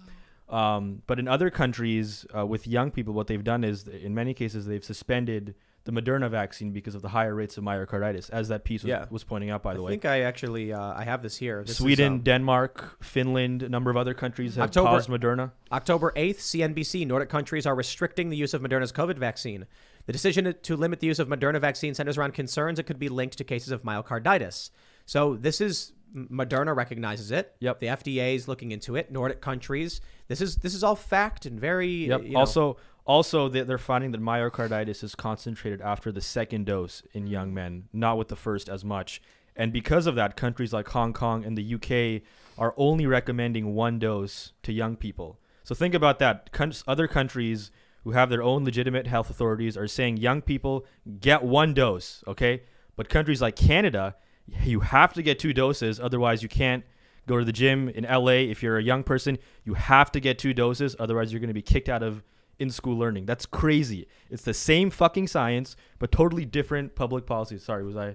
No, whatever, man. They do that with AIDS. You were talking about a puck, right? Yeah, Like yeah. in Canada, they have pucks. pucks. Yeah. AIDS, that's how AIDS is too. They can measure HIV, but then every country kind of has a different response to that, and that's what their AIDS thing. If you have pneumonia in a certain country and you have a high T cell count, it's considered AIDS. It shows why in another country. It's political. It's politicized, right? It's the science is not just one thing. You can base policies off of this science that's growing, by the way. I like how the left, like, they view science as a very religious kind of system. Like, science, you're supposed to be, constantly evolving and updating as you see new information. Like, this whole myocarditis risk was not known when the vaccines were initially released, right? But then we saw data from Israel coming out, and Alex Berenson was talking about this and other people, and they're like, no, that's conspiracy. Like, heart inflammation, come on. That's total bullshit. But then more and more information came out, and more studies. There's also stuff happening with menstrual bleeding in women after the vaccine. I don't know about that stuff, though. I looked into that. I didn't find anything on that. Well, yeah, I know. I sent Lydia a link. Lydia, if you want to look at that, the menstrual bleeding. Can I say something about that issue specifically? So a friend of mine in July, she's 17 or 18. She said she had this horrible menstrual bleeding after the vaccine. And I told her, it's probably not the vaccine. Like, come on, it's probably something else, right? And then another young female friend told me. And then I heard about it from another one. And then I started asking around. And I kid you not, almost everywhere I asked among young females. That's a weird thing to ask women, bro. Yeah, well, I know. Quirks of being a reporter. Yeah. but I'm reporting. How was your last cycle? But I've heard of at least 20 young girls, like girls who tell me, like, yeah, all my friends, they had the same reaction, which is like crazy. And the NIH is actually funding research right now into looking at this specific risk with menstrual bleeding in women. And then also The Guardian and the New York Times have reported this, that in the UK, in their adverse reporting system, they were inundated with reports of young women having this menstrual bleeding issue. So it is a real thing that is being investigated. Therefore, another reason why mandates are stupid and we should rushing vaccines has a risk. We always have to make sure we consider what I refer to as the scaling problem. That as a system grows larger, the tolerance for error grows smaller. So if you give out 100 vaccines and one person has an adverse reaction, nobody cares. Oh, I heard Jim had a weird reaction. Oh, just Jim, huh? No problem. But that's 1%. You give out 100 million vaccines, and now you have a million people all talking about these stories, and everyone's like, what's happening? 1 million people had this same percentage of error. As the system grows larger, our tolerance for error diminishes, proportionally. So what may be happening is that A lot of people are like, look at VAERS, the numbers are through the roof for adverse events. And I'm like, yeah, we also haven't had mass scale vaccinations globally or in the country like this too. So make sure you're looking at margins and not hard numbers. It would be like looking at New York City and being like, wow, they had 10,000 muggings. That's the highest in the nation. And then being like, yeah, but per 100,000 people, they have substantially less muggings. New York's got like 10 million people in the metro. Then you can look at these like small towns where per capita they have like 50 muggings. Like in West Virginia, they have seriously high crime, but very low population. So you'll get like 50 stories about muggings and you won't think twice about it. And then in New York, you have everyone you know has been mugged. It makes you think it's worse than it really is. So it's important to look at the denominator, especially, exactly. Not just the numerator. When it comes to, I am not saying ignore the data. I'm not saying ignore this. I'm saying literally take all of this, do research. Seriously, ignore the mainstream media when they're like, don't do your own research. No, do your own research. Make sure you have trust in yourself and your knowledge. Bring it to a doctor. You don't trust them, you get a second opinion, but make sure you know what you're putting in your body. Because I'll tell you this. If you just go to someone and say, tell me what to do and I don't care, I'm not going to think twice, I think it's a bad idea. I think you have a responsibility for your health. And I also think you have a responsibility to seek out experts, which is your medical professionals, and find someone you trust. But it's a combination of things, man. And all the liability is on you here. The people who produced it, the people who forced you to take it, your business, your boss, your government is not responsible. They have no liability here at all if something goes wrong. And there have been stories of a lot of people who've had problems. And again, correlation does not prove causation. We need to be intellectually honest here. There's a lot of things that are still unknown here, but a lot of people who had complications were left with huge medical bills because they had to pay for all the problems and consequences that led up to this decision that was essentially forced onto them. And when that happens, you're making the decision that you're going to be responsible for no matter what happens, and no one's going to bail you out. All right. Now we're going to get into the portion of the show that I saved for near the end because I knew it would consume probably the rest of the show. Would be like whenever we talk about Roe v. Wade or abortion, it like turns into this major long conversation. And so I was like, if we open with this, it's going to be an hour of debating abortion. So I don't know. Maybe we should have. It's the bigger news here. But ladies and gentlemen, from CNBC, Supreme Court conservatives look ready to gut Roe v. Wade during arguments in Mississippi abortion case. It was today. Mississippi wants to ban abortions after 15 weeks, and the Supreme Court heard oral arguments, and boy, did the left have almost no argument. Look, you guys know me. I'm pro-choice. I am not pro-abortion. The modern left, in my opinion, is pro-abortion, not pro-choice, and pro-choice is few and far between if it exists at all. I think the pro-choice individuals have more in common with pro-lifers, but they do disagree. I heard some of the arguments. You could listen to it. Chief Justice Roberts made excellent points, and he did compare the U.S. to other countries, and he still made good points. The left seemingly had no real argument, and it got to the point where a reporter from Slate tweeted, the arguments are in. The Supreme Court will overturn Roe v. Wade in June 2022. He then deleted the tweet and said, too many people thought it was a statement of fact. He's like, what I'm saying is it's a prediction. These are leftist reporters. The NBC News tweeted, it appears the conservatives are going to repeal, something I'm paraphrasing, repeal or strike down Roe v. Wade. There are 12 states with what's called trigger laws, which means as soon as Roe v. Wade is overturned, they instantly go into effect. They've already been passed, and abortion will be immediately banned. It is believed that many more states will then ban abortion, and you will have blue states that allow it, red states that don't. I'm just going to say it again. Go ahead. We don't know what's going to happen. It might not. But based on what the justices were arguing, Kavanaugh, man, he hit it out of the park, and I have to agree with him. He said, I'll paraphrase, he was like, you haven't presented an argument as to why this is an issue for the Supreme Court. Yes. This sounds like something Congress needs to address. And I'm like, he's right. The Supreme Court shouldn't be deciding whether something is banned or not banned. Congress needs to pass laws legislating this stuff.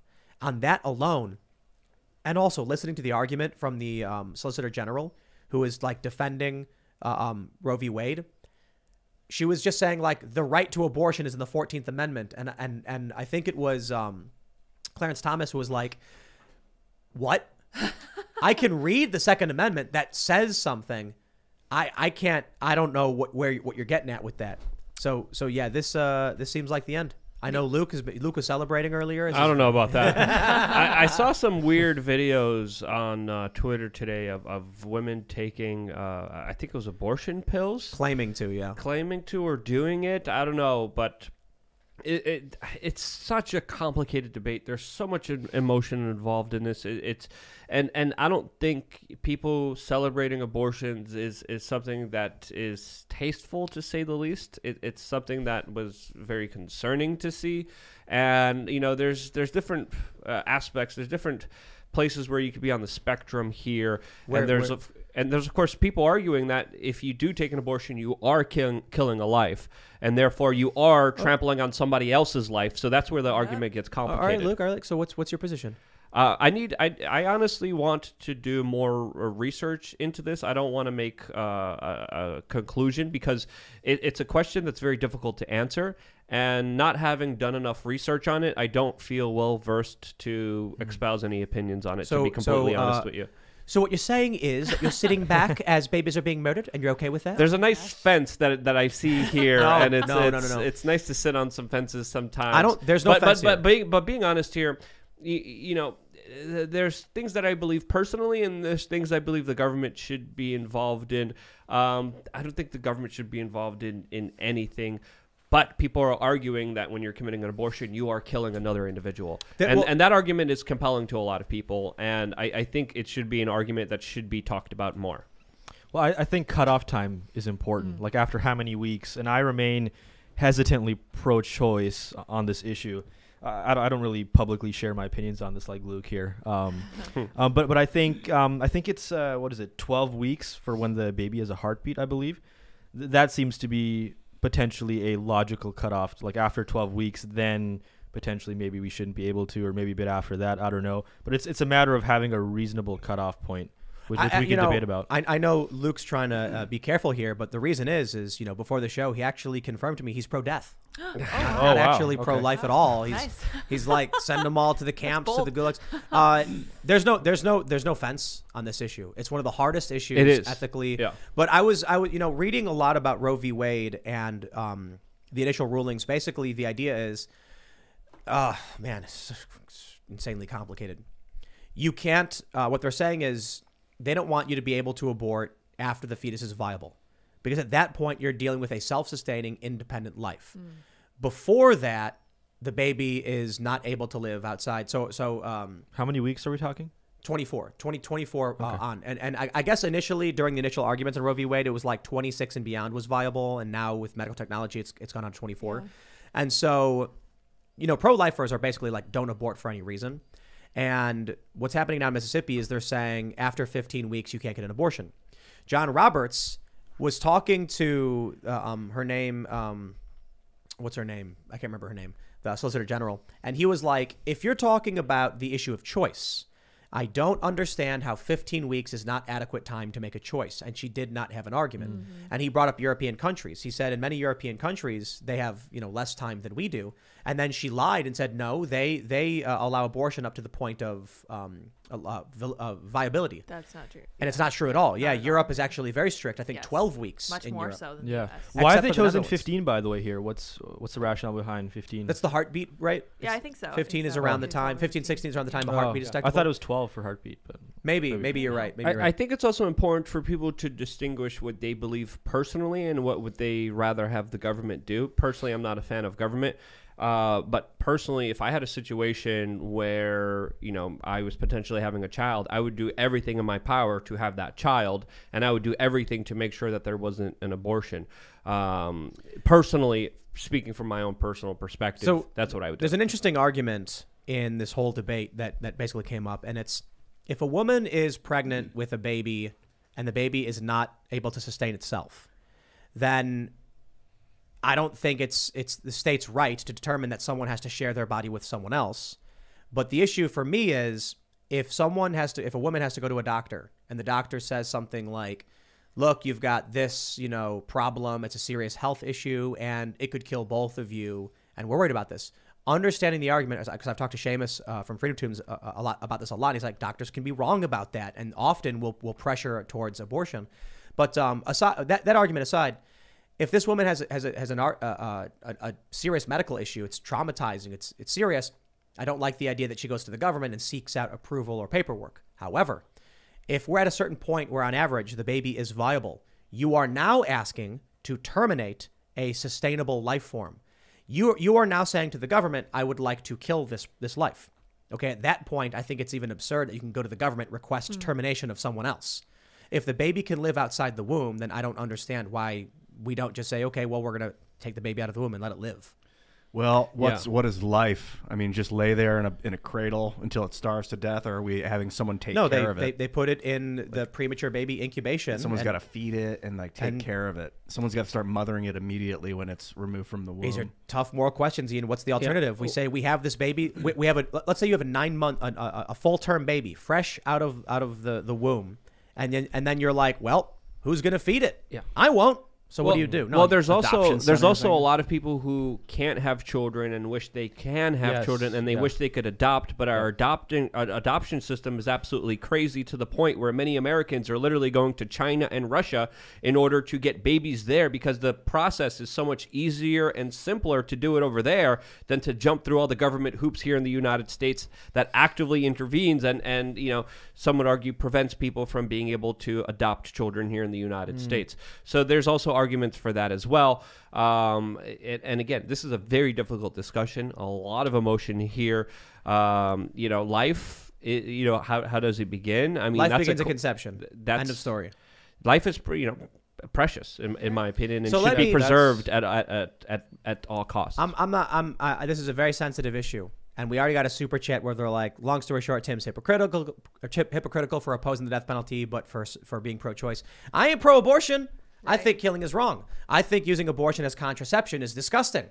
The problem is saying to the government, you have a right to be in the doctor's room with a person, to demand their papers. I don't think it should be allowed for vaccines. I don't think it should be allowed for when you have to go to a doctor and you say, yo, my life sucks. I have this serious problem. And I think about the challenge here in that there are a lot of women who are crying saying, please, please save my baby. And the doctor saying, ma'am, I can't. It's ectopic. It's not going to work.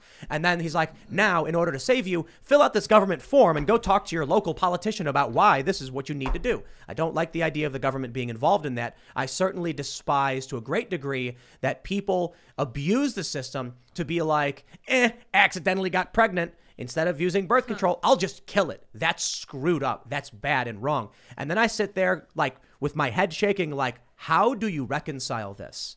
I cannot entertain the idea of the government being given authority over our bodies and having a right to be in these medical rooms. There is an interesting argument, though, about the time duration.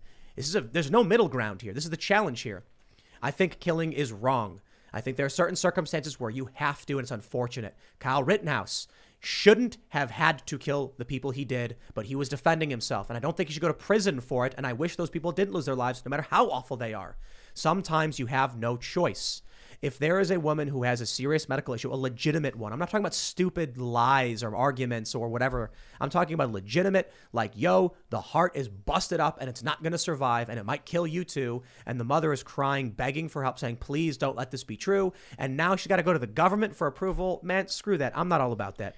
I think that's ridiculous that Kyle Rittenhouse had to justify to a court with a threat of life in prison because he was simply trying to save his own life. And I view the issue very similarly when it comes to legitimate arguments from women who are dealing with this stuff. It is very, very difficult to reconcile. I can fully admit, hands down, Michelle Wolf and Lena Dunham, these people sicken me when they're celebrating this stuff and cheering for it. And women are standing outside of courtrooms taking pills, mocking it. But the problem is, I'll tell you this. It's not the problem. It's really simple.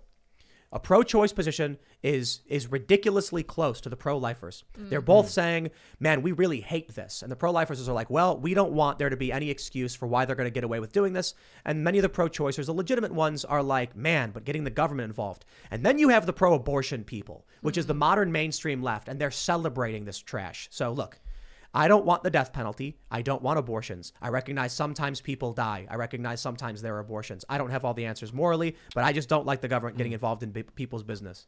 Yeah, I think also to add to your point, I think you're absolutely right. And It's important to look at costs and benefits for when implementing a policy. You can't just look at the benefits and the costs, or sorry, just the benefits or the costs. Like when it came to COVID, people were all about lockdowns, and obviously they save lives. That's true when it comes to COVID, but when it comes to the economy, then it's totally different calculation. So in this case, allowing, being pro-choice doesn't mean that you're pro-abortion. It's just that you think that government mandates and government power in this case is more dangerous than certain people abusing that choice. So you're looking at the cost and deeming that to be more dangerous than the benefit. There's an interesting potential argument here as well. What if there was no government involvement in any abortion, but the doctor did have to have a legitimate reason? How about that? That's a good idea. Well, there's different spectrums here, and I think one of the worst ones was what happened when a lot of very powerful eugenicists in the United States implemented a one-child policy in the United States and had a situation where the government there was forcing people to have abortions because they didn't want them to have more than one child. So that's the inverse of a situation where the government got involved in abortions but made it mandatory for almost everyone to take it if they wanted to have a second child. There's also a lot of very dark history when it comes to Margaret Sanger, Planned Parenthood, how it started, a lot of letters by Margaret Sanger that are absolutely troubling, that are absolutely worrying. And when you really delve into a lot of government intervening in this specific realm, I think it highlights a very sinister, dark past that is worth conversing and understanding before kind of jumping into this position, because I think it does play into the government's role here. This is such an impossible moral conundrum, to be completely honest. I mean, let's imagine a rape victim, someone who was not irresponsible, someone who did not make that choice, who is now being told by the government, you are obligated to share your body and blood. Your bodily autonomy is hereby revoked. You are now, to provide for this other life. If the girl wants to kill the baby, she's going to kill the baby, whether the government tells her it's legal or not. I've heard anecdotal stories of people going to like back alleys to get these black dark abortions under the table illegally, and like she gets hurt during the thing because it's not done on the up and up. She takes some sort of injury. Like, you're not going to stop it. It's been going on since the dawn of humanity, where we've been destroying babies that aren't viable. Like, they come out and they're crippled or something, and they would kill the baby, and then the Spartans, man, they would just like leave it in the woods, right, and see if it survived. To play devil's advocate on that argument, though, like that, from what I've read, the rape cases are only about 1% of cases for abortion. Thank you. So, well, right. So some people say that you shouldn't base policy based on the 1% of cases. I don't think rape is an excuse for killing a baby, for terminating the life. I think the problem, though, is there's a lot of very serious philosophical arguments about responsibility and choice.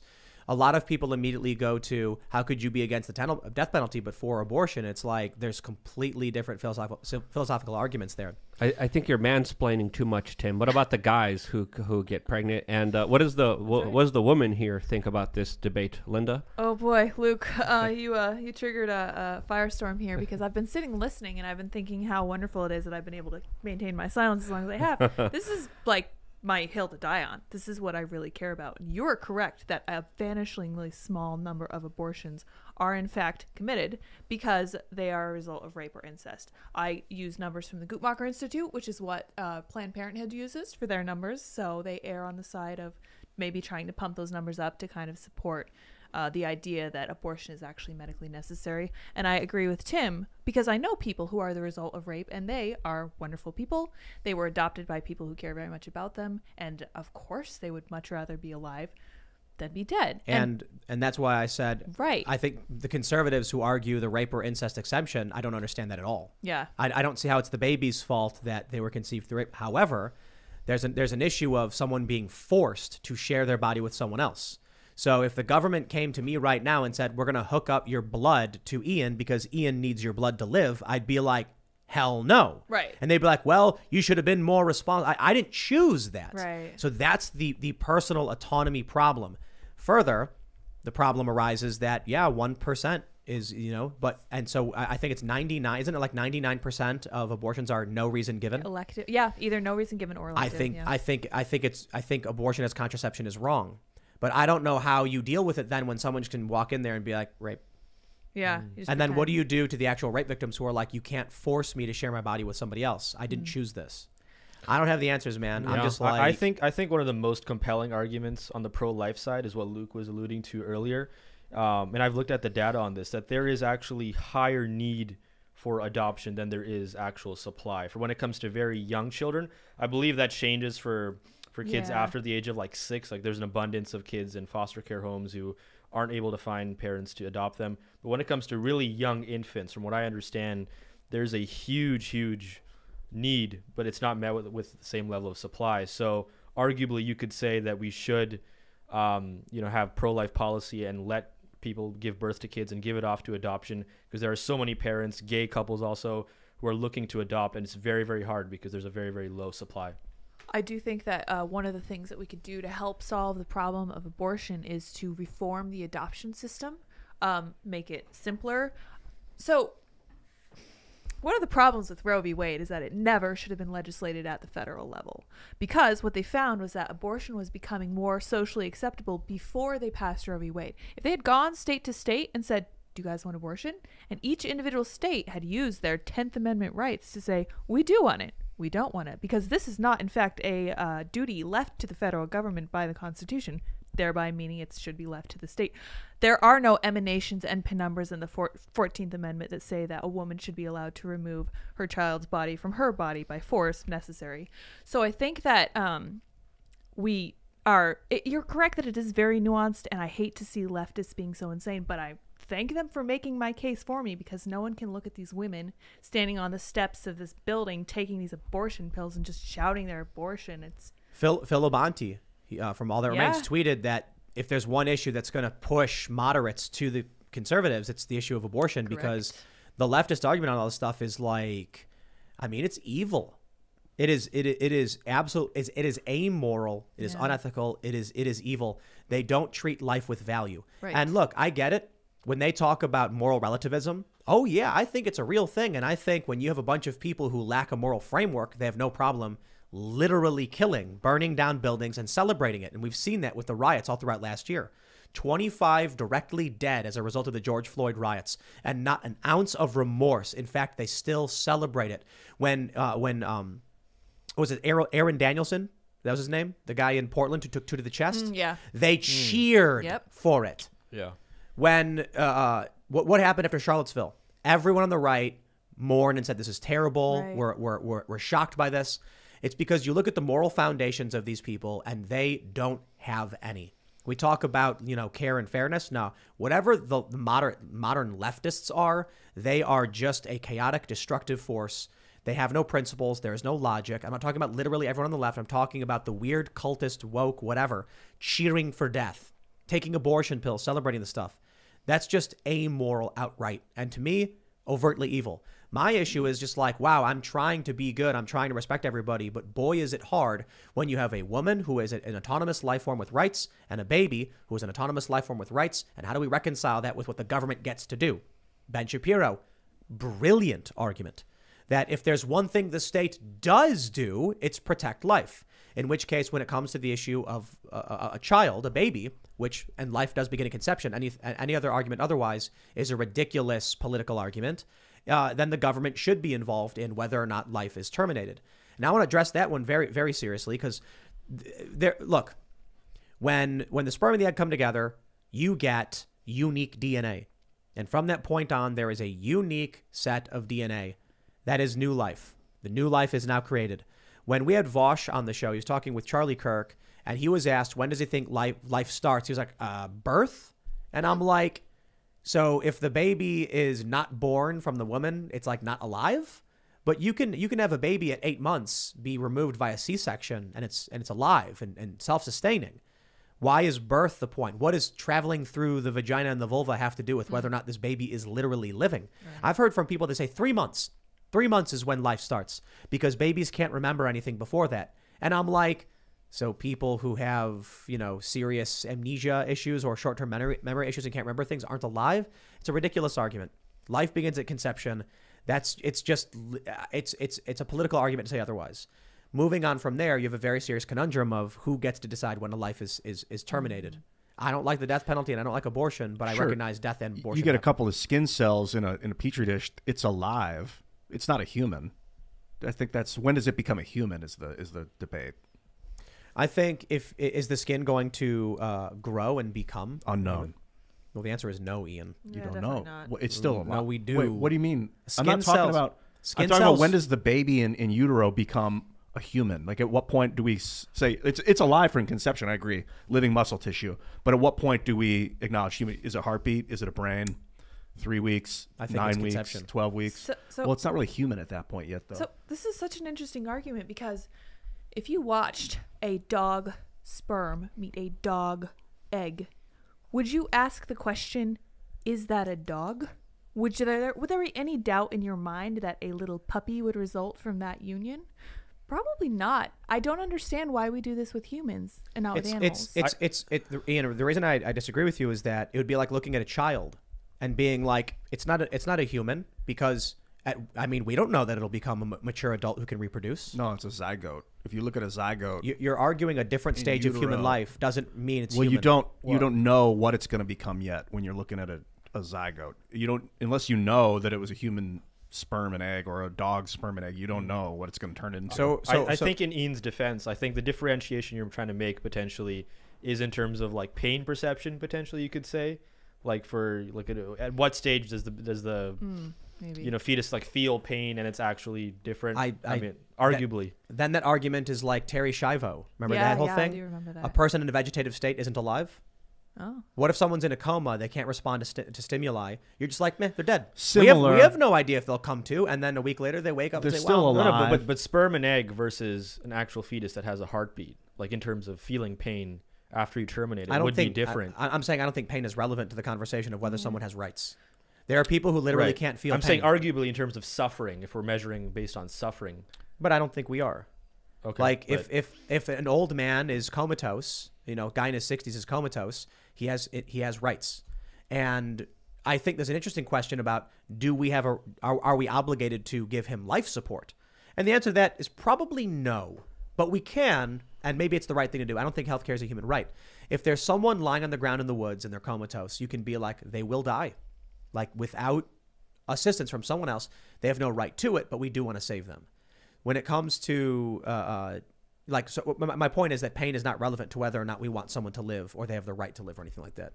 Just because someone can feel pain or can suffer doesn't mean we let them die. We usually choose to Right. preserve life. But obviously there is a difference, morally speaking. There is some difference there I don't agree. know. in terms of how much harm you're inflicting on just an egg and a sperm versus an actual fetus, 20 weeks in. Agnes, Obviously there's a difference. I'm not saying that that's a big enough difference, but it is fair. there. It is fair to say that we do as a culture treat fertilized eggs very, very differently than we would like an actual baby.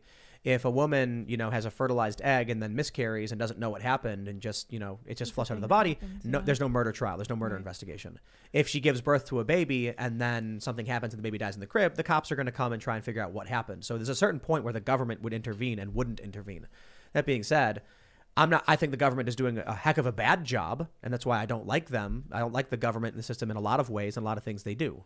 So one of the things that I was going to add to Luke's point from earlier was that I feel like a lot of this would be resolved if we reduce the size of the government and reduce their overreach. If we kind of scaled back the involvement that they have in the adoption process, if we scaled it all the way back from telling women what they can and can't do, if we left it to doctors, if we left it to mothers. But at the end of the day, I have to say that I genuinely feel that this is a cultural problem, and we need to fix the culture. Figured it out. What? You just got to pull a Trump, a big ask, right? Oh, Do you guys yeah? know what the big ask is? Nice, yeah. So a big ask, read Art of the Deal, right? That's Trump's book, right? Mm-hmm. And it's basically like, maybe I want to sell. What's a good example? I want to hire you to do a job. And so what you do with the big ask is you'll say, okay, I'll do this job. What you really want is $50. But if you start with 50, I'm going to negotiate down. So you say, I want 500. And then I go, whoa, that's crazy. And then you go, well, 500 is my number. And then I say, I can't do that. And you go, okay, fine. What if we do 3? No, 3 is still nuts.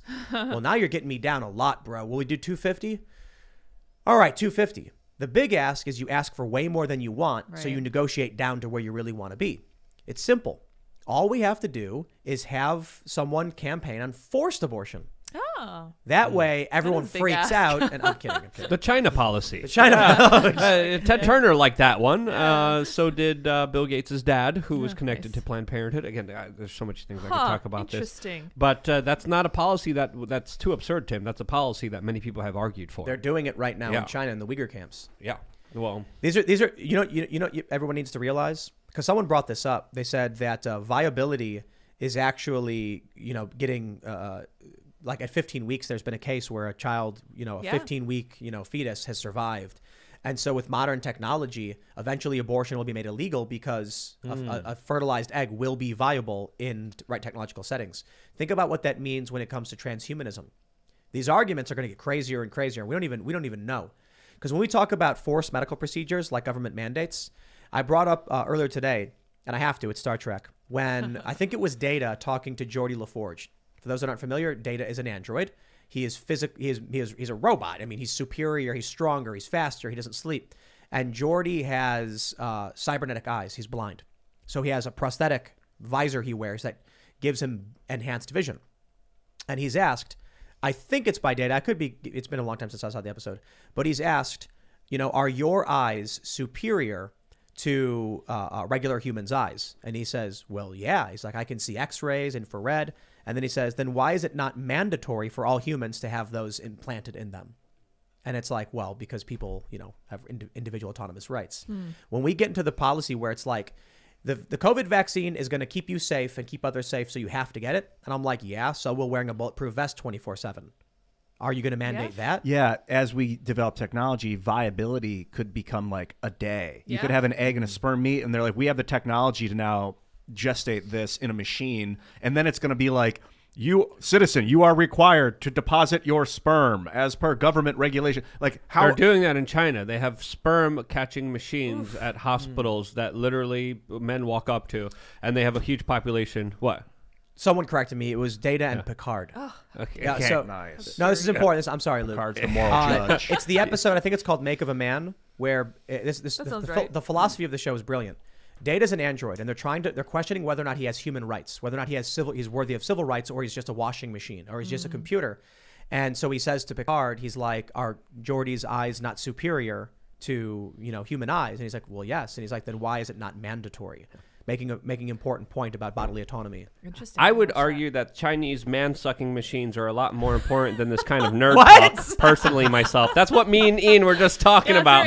We have a population crisis, and the Chinese have literally developed man-sucking machines that take out the sperm, and they're building databases on women and fertility in Beijing. It's absolutely crazy what's happening in China because of that one-child policy that has absolutely really messed things up socially in China. But that's a whole nother topic. All right. It's a good one. Let's That's a good one. take super chats. If you haven't already, smash that like button, subscribe to the channel, and go to timcast.com, become a member. We're going to have a members only segment coming up around 11 or so p.m., but let's read some of these super chats. Yes. And Josh Martinez says, for goodness sake, Tim, not a single pro-life person has ever said you should have to petition the government to get an abortion, not ever. Well, let me ask you, Lydia, how would there ever be a circumstance in which abortion is allowed under your ideal system? Yeah, actually, there is one instance in which abortion should be a possibility, and Seamus disagrees with me on this. I think, and this is what my parents thought as well, they were even way more conservative than I am, if it threatens the life of the mother. That's it. That's the reason. And so if it's illegal in all other contexts, how does the mother get that abortion performed? There's an exception? I don't know. So, so will the doctor just be like, I've decided there's an exception and we're going to do it? No, or would the doctor have to get approval from the government? Yeah, so typically I would imagine that would be more than one doctor would need to confirm that this is actually the case, like she had an ectopic pregnancy. And then from there on, they would be like, I don't know if they'd have to go to the government. It might be like a county or state thing where they'd need to submit a request and then go through and figure out what to do. I think it's entirely possible to argue it's just three separate doctors from three separate practices, three independent, are confirmed by an arbiter. An arbiter, there has to be an external party is the issue. Right. Someone else, because you could have three doctors who collude and be like, we'll work together and just claim the same thing and no one can stop us. So you would need a third party, in which case Who appoints the third party and regulates them?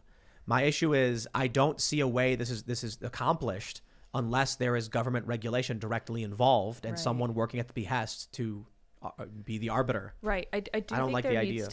I do think there needs to be some level of organization like that. And this is making me wonder if there's any other kind of procedure that they do in hospital. I know I worked in a hospital, but I didn't work in administration. So I don't know if there are other procedures that you have to ask the government if you can do something. That would be interesting to look into. I'll have to check that out. I mean, maybe it really is just the compromise of we recognize some doctors might collude, but we accept it as reality. Yeah. In which case there doesn't need to be government involvement. There just needs to be 3 doctors who confirm and agree. But then, man, there's still the challenge of the individual who says this was not an issue of irresponsibility or choice. I'm being forced to carry another life against my will. I think that at the end of the day, one of the nuances we need to look at is the fact that we're not going to be able to make a perfect system, unfortunately. And I think that's just something we're going to have to live with, unfortunately. Maybe what we do is we just create Ultron. Yeah, there you go. The way to bring about peace and a perfect system and to end all human strife is to end humans. Like Bender says in Futurama, Kill all humans, yeah. I think Bill Gates would agree with that. Bill Gates is watching Futurama and he watches Bender go, kill all humans. And he goes, I like this guy. The Coaster Guy says, bold of them to assume the military would run it well. I was vaccinated through my job in the Guard. They lost my records twice and then reprimanded me for not being vaccinated. Wow. I love people who just believe that the government can run things properly. Obviously, these leftists who are like, we want universal health care. And it's like, imagine the DMV regulating your health care. It was like Kramer. It was like, we'll get the military to do it. That'll like, come on, dude. Have you seen the way they administrate stuff? He probably hasn't. No, have you been to the DMV? Yeah, seriously. Oh, man. Known for its. I got to be honest. The DMVs out here in West Virginia are pretty good. They're fast. It's not. It's population density that really, really messes things up. You get in these cities. In New York, it was a disaster. Yeah. I bought a moped, and I called, and I'm like, how do does this have to be registered? They said, yes. And I said, how do I do it? And they were like, just bring in the bill of sale, the receipt, bring it to any DMV, will take care of you. And I went in there, and not a single person understood how to deal with it. They were all confused, and they were all asking each other. And then eventually they were like, we can't do it. And then I was like, then how do I ride my bike without a plate? And they were like, you can't. And I'm like, well, it sounds like a you problem. And they were like, can't help you, sir. And so I was like, okay, great. Thanks, government. Now I got to deal with cops who are going to be like, I don't care why. Right. The law is. So basically mopeds are illegal. They're not, by the way. Yeah. How did you resolve that? I rode my bike without a license plate. Did you ever end up getting one? No. Dang, that's a God, breaking the law. Law. Yeah, well, so the problem was, I don't know the exact words of the law, but because of the pedals, that arguably it was a gray zone. And so I was like, look, if the DMV tells me there's no way to register it and they can't, and it's not illegal, then I'm like, okay, then I guess I'll just ride it. So there were pedals on it, so they were like, it's not a motorcycle. They told me they did not know how to register it and didn't think it could be done. What the heck? And thus, they didn't think it was regulated under, those laws or whatever. And I was like, I'm pretty sure it is, and I have to do it. And they were like, well, we don't and we can't, so we think you're fine. And I was like, okay. I never got pulled over. Did it smell like baby diapers in there when you were in there? No. Those the really deep inner city specific. DMVs tend to smell like baby diapers. Interesting. DeBob says, FB is allowing Rittenhouse praise and discussion. I wonder if they'll remove my rolling suspensions for sharing memes. 30 days plus 30 days plus 30 days each. Yeah, man. All right. You think that's bad? Wait till the metaverse hits. Oh, boy. Oh, I'll briefly mention this, too, because someone mentioned Lauren Boebert. I think she very poorly handled the Ilhan Omar thing. I think, dude, you made a joke. That's it. Yeah. You And, left alone. Nancy Pelosi is like, and she's screaming. I would be the worst member of Congress ever if I was ever in there. Because I'd make jokes all the time, and then they were like, apologize. I'd be like, just ignore it. And moving on. And they'd probably kick me out. They legit would kick me out. I wouldn't dress up. I tell them to shove off. I don't know. I think Lauren shouldn't have apologized. I think she shouldn't have even tried. I think she should have been like, haha, I told the joke. And I wouldn't have responded. Yeah, I know. Eric A. says there's a clip from 10 years ago of Jim Cramer talking about things he would do to manipulate the market when he was a hedgie. Ooh. Said it required someone to enforce the rules. Felt like I had to take a shower after watching it. Ugh. You see that hedge fund billionaire who said there's going to be a civil war? No. Yeah, he's worth $20 billion. And Oh, he boy. said in the next 5 years, there's a 30% chance of a civil war-like conflict in the United States. Seems higher than that, but okay. He makes his money off of predictions. Huh. Literally, that's what Forbes said. He places investments in bets and then makes money off them, and he's one of the most successful guys doing it, and he thinks a civil war is coming. Oh boy. What a crackpot! Yeah. The stupidest thing ever. There's no reason for people to fight. I'm going to say it.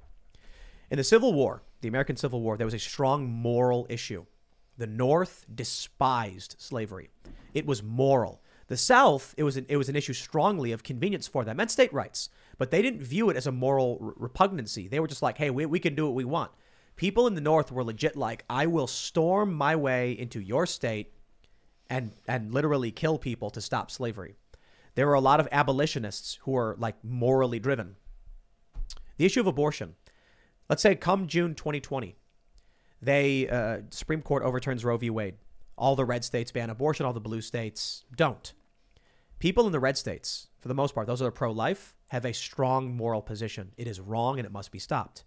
But the pro-abortion people and many of the pro-choicers are basically just like, as a matter of convenience, I don't know, I think it should be allowed, but whatever. There's no, in my opinion, there's very few people who would storm into red states demanding abortion facilities be opened. In which case, if there is going to be, I think it's entirely possible that abortion is a key issue which could trigger very serious civil conflict. I would imagine it would be government overreach for COVID regulations. Yeah. If anything was going to spark physical violent conflict, that it would be like people kicking doors down trying to force inoculate people, like, you can't take my guns. Or mandating like the third shot or the fourth shot in schools. Once we get to that point in a year or 2 years, then things could start getting really dystopian. A few months. I can agree to a certain extent, but I'm not convinced it'll be rolled out the way you think it. I don't think they're going to go door to door and pin people down. No, It'd be too overt. No. Right. What's going to Right. happen is they're going to create perverse incentives and things like that. Yeah, money. But the issue of abortion is like, I mean, I didn't Seamus say this, that like abortion could be one day abolished like slavery and viewed much the same way. I say the exact same thing. It's a strong moral position. Yeah. People are willing to like. It just must doesn't be seem in- right to fight and kill to prevent killing. What do you mean that would happen? That's literally what war is. Every war I mean, it's ever. one thing Well- to kill the slave master and release the slave, but who are you going to kill to prevent the mother from killing the baby? The mother? No, Like, you that have doesn't make any sense. facilities that Yeah. operate, You're and Just so gonna you're burn like, down a bunch of buildings. They'll just do it in other buildings. we're Like, talking let's about just war. We're not talking about Kill like all the insurgency. doctors. Like, who would they kill? It doesn't make sense though. Ian, To fight to stop abortion. like it's an how do idea. you fight to stop slavery? I mean, what would you do? Like burn a farm down? Yes, Basically, Sherman yeah. literally did march to the sea, burning They had down to remove cities the and slave farms. owners from power. So exactly. So you want to stop abortion? What would people do? They would target doctors and facilities and destroy them. And of course, slaves still exist at the Civil War. They had to send the Union soldiers down to Texas. And that's what Juneteenth was about. It took like 3 years to finally, like, hey, you're not supposed to be doing this. They still did. I'm not saying it's right or wrong or whatever your opinion is. I'm just saying the pro-life people have a strong moral position. They say this must be not allowed. And the people who are on the side of pro-choice and pro-life, pro-choice and pro-abortion are not that morally convicted to it. Yeah. That's for sure. Right. It's just a matter of priorities. I think freedom or safety or life. Other people have different values, and so they have different decisions on these complex issues. I'd like to hear from someone that experienced the Roe versus Wade phenomenon, went through it as a female. Let's That would be interesting. Let's read some more. We got Bugga Off. He says, "What do we call it when someone tries to force something inside of someone else even by coercion?" The Harvey Weinstein. Insertion. Forceful insertion. We call it an That's international arrival bungalow. Oh. Tara Ann Simmons says, "Isn't this all a part of the Great Reset?" I believe so. Seems like it. Yeah, I think absolutely. I think they're doing the rat experiment on us, and I mean that somewhat facetiously. I just think No, they are. I don't know if it's as intentional as I think it's. I really don't believe there's a grand nucleus controlling everything, but I believe for the circumstances we're in, will result in the same outcome.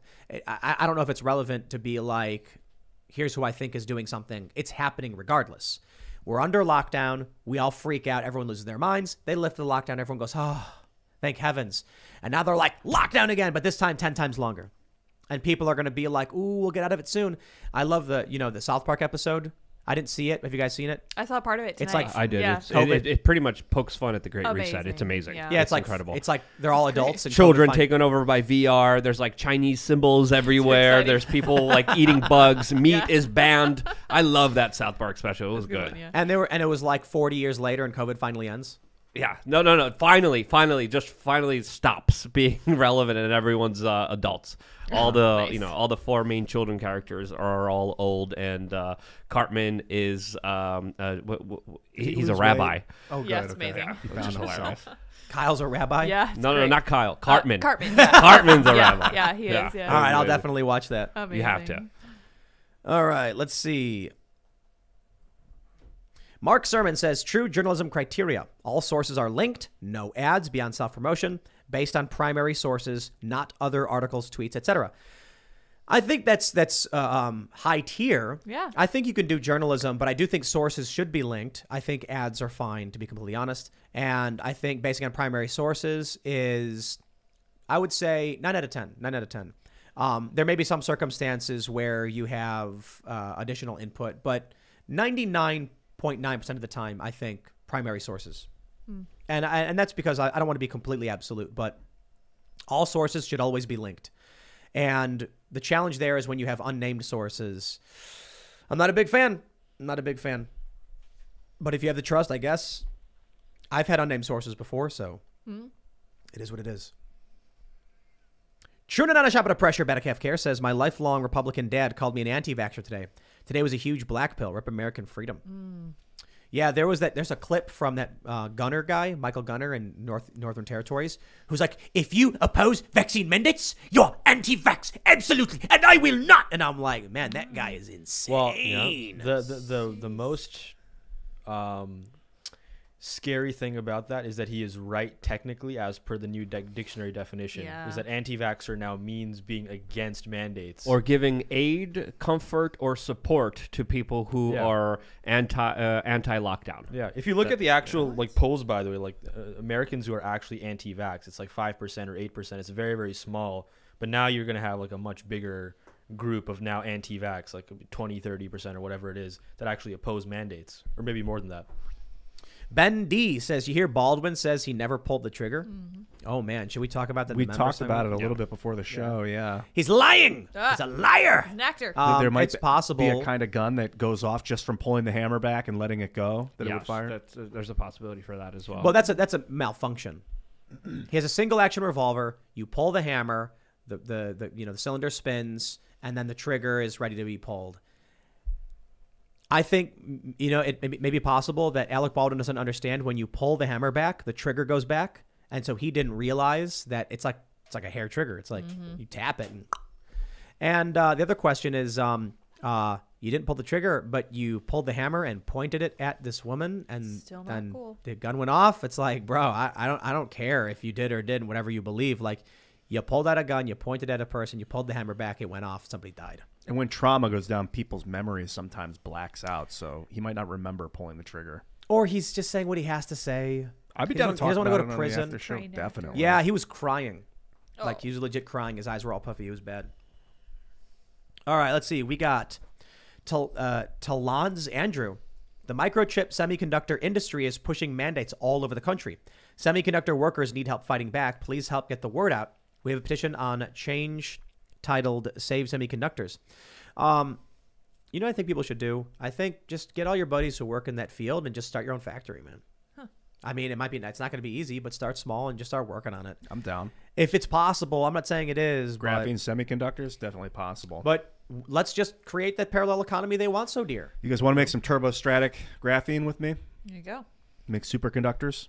A user named Emmanuel Goldstein says, are we going to address the elephant in the room that Trump was on the Lolita Express? And as I stated, as per Mr. Bill Gates, if you're a wealthy elite and you are flying on the Lolita Express, and it's called the Lolita Express, I can only assume you're doing one thing, and that goes for Trump, same as it goes for anybody else. Yeah, I made a video theorizing what happened to Trump and Epstein on my Luke Uncensored video. But I think, I think it's an extortion operation. It wouldn't surprise me if Trump was caught up in the extortion part. And come on, like, the way Trump talks about women, paying, what did he pay, $100,000 for Stormy Daniels? That's He gets invited to the silent same much? as anybody else. That's a bad business deal, and he wrote the art of the deal. I mean, come on. Well, someone else wrote it. I think he put his name on it. Ghostwriter. I mean, maybe Yeah, 10, maybe but- 10,000, but 100,000. But hold on, I mean, what's the guy worth? He's a billionaire. He probably pulled out a random wad of cash and he's like, oh, I got 150 on me. I'll give you 100 It here. costs him like $10,000 just to count the money in hours that he's losing in time. Yeah, he probably just threw Worth a wad like of cash. $10,000 a minute. Or But something. yeah, we heard reports in the Maxwell trial that Trump was very much flying, and the pilot, I believe, called Trump Epstein's wingman, saying that like it was with young ladies and all that stuff. Trump gets no special treatment from me. If Bill Gates is on the plane and we're going to call him out, I'd love to pull up a video of Trump stuttering and stammering. If he does, what did Trump say about Maxwell? He's He like, wishes I her wish well her for well. her trial. Yep. Which is an odd comment. Yep. Ask Dummy says, might sound too silly, but to be honest, I think the medium of air is up for grabs. Really? Meaning, who has legal responsibility over the quality of air in my lungs now? Or say at work, is my respiratory system an extension of my 400-pound coworker who just eats all day? Yeah, there's something really gross about sitting next to some disgusting person that's not taking care of themselves. Just smelling up the room. I was on a plane once, and it was what were we on? We were like on an Embraer, a CRJ. So they're not very big. They only have 2 seats on each side. And so it's one dude, and he was probably 300-something, 400 pounds. And the lady comes by with the food cart where they sell stuff. They have the snack box. They have the sandwiches. And, she looks over at me, and she's just like, would you like to buy any food? And I was like, oh, I'm good. And the guy next to me goes, yeah, I'll have the poor boy. And she's like, okay, so I'll also have another poor boy. I'll take 2 snack boxes. Do you have chips? I'll take 2 bags of those. Do you have anything to drink? I'll take 3 Pepsis. Yes, 3. Okay, thank you. You don't have to open them. And also, do you have the nut package? I'll take another snack box. And I'm not exaggerating. Oh my I was sitting there like, whoa. And the dude, I'm like, You're flying in the wrong class, man. Yeah, seriously. this was a long time ago. The good old days. Yeah. When I you can't always get first class because of availability, but I'd often get upgraded, and then you're sitting in the bigger seat. Now it's like if I have to fly, it's got to be first class, mainly because I work morning show, night show, and then we had to wake up when we flew to Austin. It was like wake up Saturday first thing. I'm like, dude, my head will literally fall off if I'm dealing with the stress of sitting in coach and having to deal with that kind of nightmare. Oh, it's not it is. People need to understand this. First class exists for a reason. True. If you're flying just like one time, you're going on vacation. I've flown coach hundreds, thousands of times. No joke, thousands. No problem. But when I had to fly, when I was working for these companies, like twice a week, I was like, yo, I literally can't handle flying. I would fly in on a morning and then fly out at night. And I'm like, please spare me dealing with this. And so that's why they have the rewards program. So typically I'd fly first class because I was like an elite member. I'd flown so much. These days I have like the special, I still have the special account or whatever, so I don't got to worry about it. I have like 1 million frequent flyer miles. All right. Mason Wolfie says $20 says federal military enforcement leads to separation of states and the activation of militia groups throughout the U.S. Not saying it will, just a guess. I think abortion is going to play a big role in this. I really do. I think so. To be honest. I'm not feeling that. You don't think so? No, I look at like how they said what was Oklahoma's National Guard. They were going to turn it into a militia. Like that to me is federal government saying we are basically renouncing our authority over you, Oklahoma. Like if you're going to start doing that to states, states are not going to take your laws very seriously. Ben H says Trump did not focus on prison reform with the First Step Act. The goals to reduce unnecessarily long prison sentence, improve conditions in prisons, and Trump did focus on prison reform with the First Step Act. Reduce unnecessarily long prison sentences, improve conditions in prisons, and enact post-prison rehabilitation programs. I love it. It's fantastic. Yeah, he released so many people that were in prison for like decades, and they came out and they were so happy and so grateful. And I think the programs to actually help rehabilitate people is crucial. Like not just like let them off on the streets and then commit crimes again. We know recidivism rates are so high. Like people who recommit crimes like 60-70%.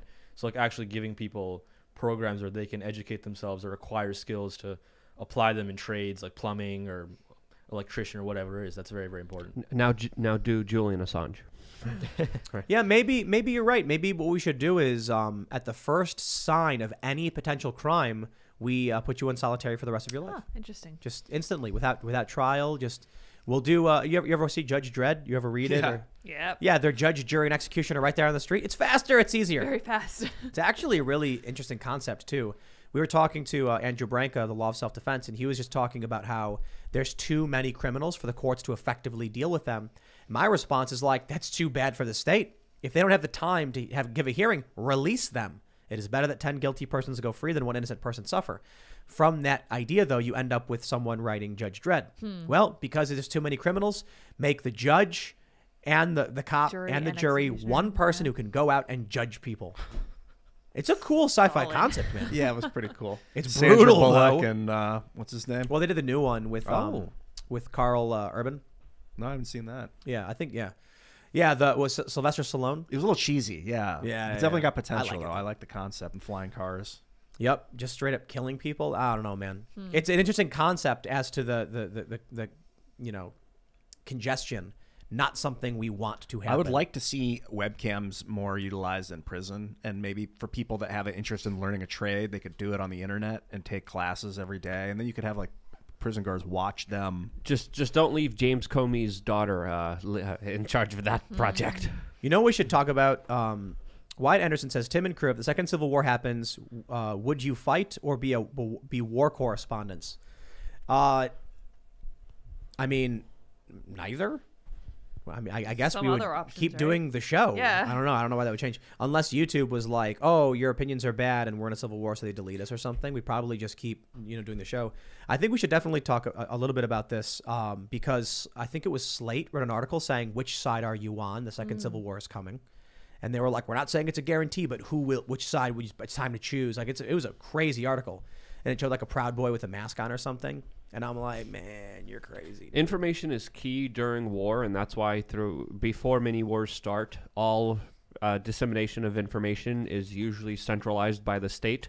So if there was a conflict, I don't think there would be things like YouTube and open debate and discussions. I think all of that would be out the window immediately. Salon wrote it in the coming second American Civil War. Which side are you on? I think that's so reductionary because I don't think that there are just going to be two sides. Right. There's always Look at the photo that they decided to put up with this. Oh, wonderful. That guy looks like Bane. Yeah. Yeah. but like America Bay. I like it though. I like it. Does he have a Definitely a shield? villain. Can we scroll down a little bit? No, that's about it. Oh, no, He does have a shield though. So yeah, man. You know what I think? I think we'll talk about that in the. We'll talk about the member segment. We'll get into a lot of that stuff, and we'll just read one more here. Mark B says, "Why no comparisons of the vaccine mandates to the number of the beast? It is here." We've talked about that. We talked about how it says that. Are you familiar with? Was it Revelation? Yeah. Revelation. Yeah, Revelation. Yeah, no singular. S. Is it? It's singular. I think so. It's Right. Yeah, I've heard about it. the mark of the beast. You would not be able to buy, sell, or trade unless you had the mark of the beast. Interesting. I didn't know that. Yeah. And then someone super chatted it to us, and I was like, "What? The Bible wouldn't talk about trading or selling, Oh, like yeah, in that that context. does. That's weird." Well, yeah. I A know, lot of like, Christians don't even. I didn't understand realize that. Revelation. Yeah. But the mark of the beast was just like a sign you were a member or something. Yeah. And then I read it, and I was like, "Oh, yo, that's crazy." It's weird. I err on the side these days that interests are using the story of the Bible and Revelation and then making it happen, as opposed to like it was gonna happen all along. It's like a That's where I'm at now. guidance. Yeah, Ladies they're like, hey, and gentlemen, if you haven't already, smash that like button, subscribe to the channel, go to timcast.com. We're going to have a member segment coming up around 11 or so p.m. every day. There's a huge library of content. If you haven't already signed up, you definitely should, because it helps support our work. And man, at this point, we have hundreds of members-only segments you can watch about a variety of issues, behind-the-scenes content as well. The Green Room show here at the studio, behind the scenes, as well as Tales from the Inverted World. We're just going to keep making more and more awesome stuff for you. So go check it out, and you can follow the show at Timcast IRL. Don't forget, you can also follow me personally at Timcast on Instagram and, basically wherever else. Rav, you want to shout anything out? Yeah, I just started a Substack to write about psychedelics, meditation, spirituality, ravarora.substack.com. I'm trying to get more and more subscribers so I can write about my experiences on MDMA, DMT, psilocybin coming up in the next 6 months, and hopefully share with readers these experiences so that they can have their own. We'll talk about that too in the members. That sounds Sounds fun. fun, yeah. Ian's ears sparked Yeah. up, Yeah. by the way. I'm He's on like, full his alert. eyes Yeah. went up pretty You've done high. it? Most of it, yeah. I've only puffed on DMT. I've never gone broken through yet. Well, we can hold talk on. about that. There's Yeah, a we're lot gonna- of there's- Interesting discussions we can I have. I don't want want to. to. I don't want to. Give people DMT blue balls. Yeah. Tune in Yeah. for the full experience. I never thought I would ever hear that in my life, but here we wish are. I didn't. I also have my own YouTube channel. It's youtube.com/wearechange. I was translating German again today. I had a lot of fun with it. People really enjoyed it. It was absolutely bonkers and totally facetious. And if you want to see it, again, youtube.com/wearechange. Hope to see some of you guys there. Thanks for having me. Thank you guys so much for coming. I'm Ian Crossland. Check me out, iancrossland.net. If you want to check and get in touch with my socials, catch you later. Thank you guys for bearing with me in my impassioned arguments about pro-life, as I always bring. If you guys would like to see more of my insane but well-researched arguments against abortion, you are more than welcome to follow me at Sour Patch Lids on Twitter. So a few minutes before the show, I was pulling up on my phone my Google Drive, and I was talking to some of the people here. We're working on recording some more music, so we've got some guests here. And I was like, let me see if I can find some of the recordings I have. Maybe I can send you. And so I went to my Google Drive, and I searched for music. And then this music folder pops up, and I click it. And I see a bunch of names of songs I don't recognize. And I'm like, well, what is this? I don't know what this is. And so I look, and there's like lyrics. And I'm like, what? I didn't write this. What is this? And then there's a video of this like dude with like short brown hair and some like red guitar. And I was like, what the hell is this? And I play the video, and I don't recognize this guy at all. And then he starts singing, and I'm like, that's Ian. That's a good song, dude. That song is hot. That's awesome. Yeah. Anyway, thanks for hanging out. We'll see you all at timcast.com in the members only segment. Bye, guys.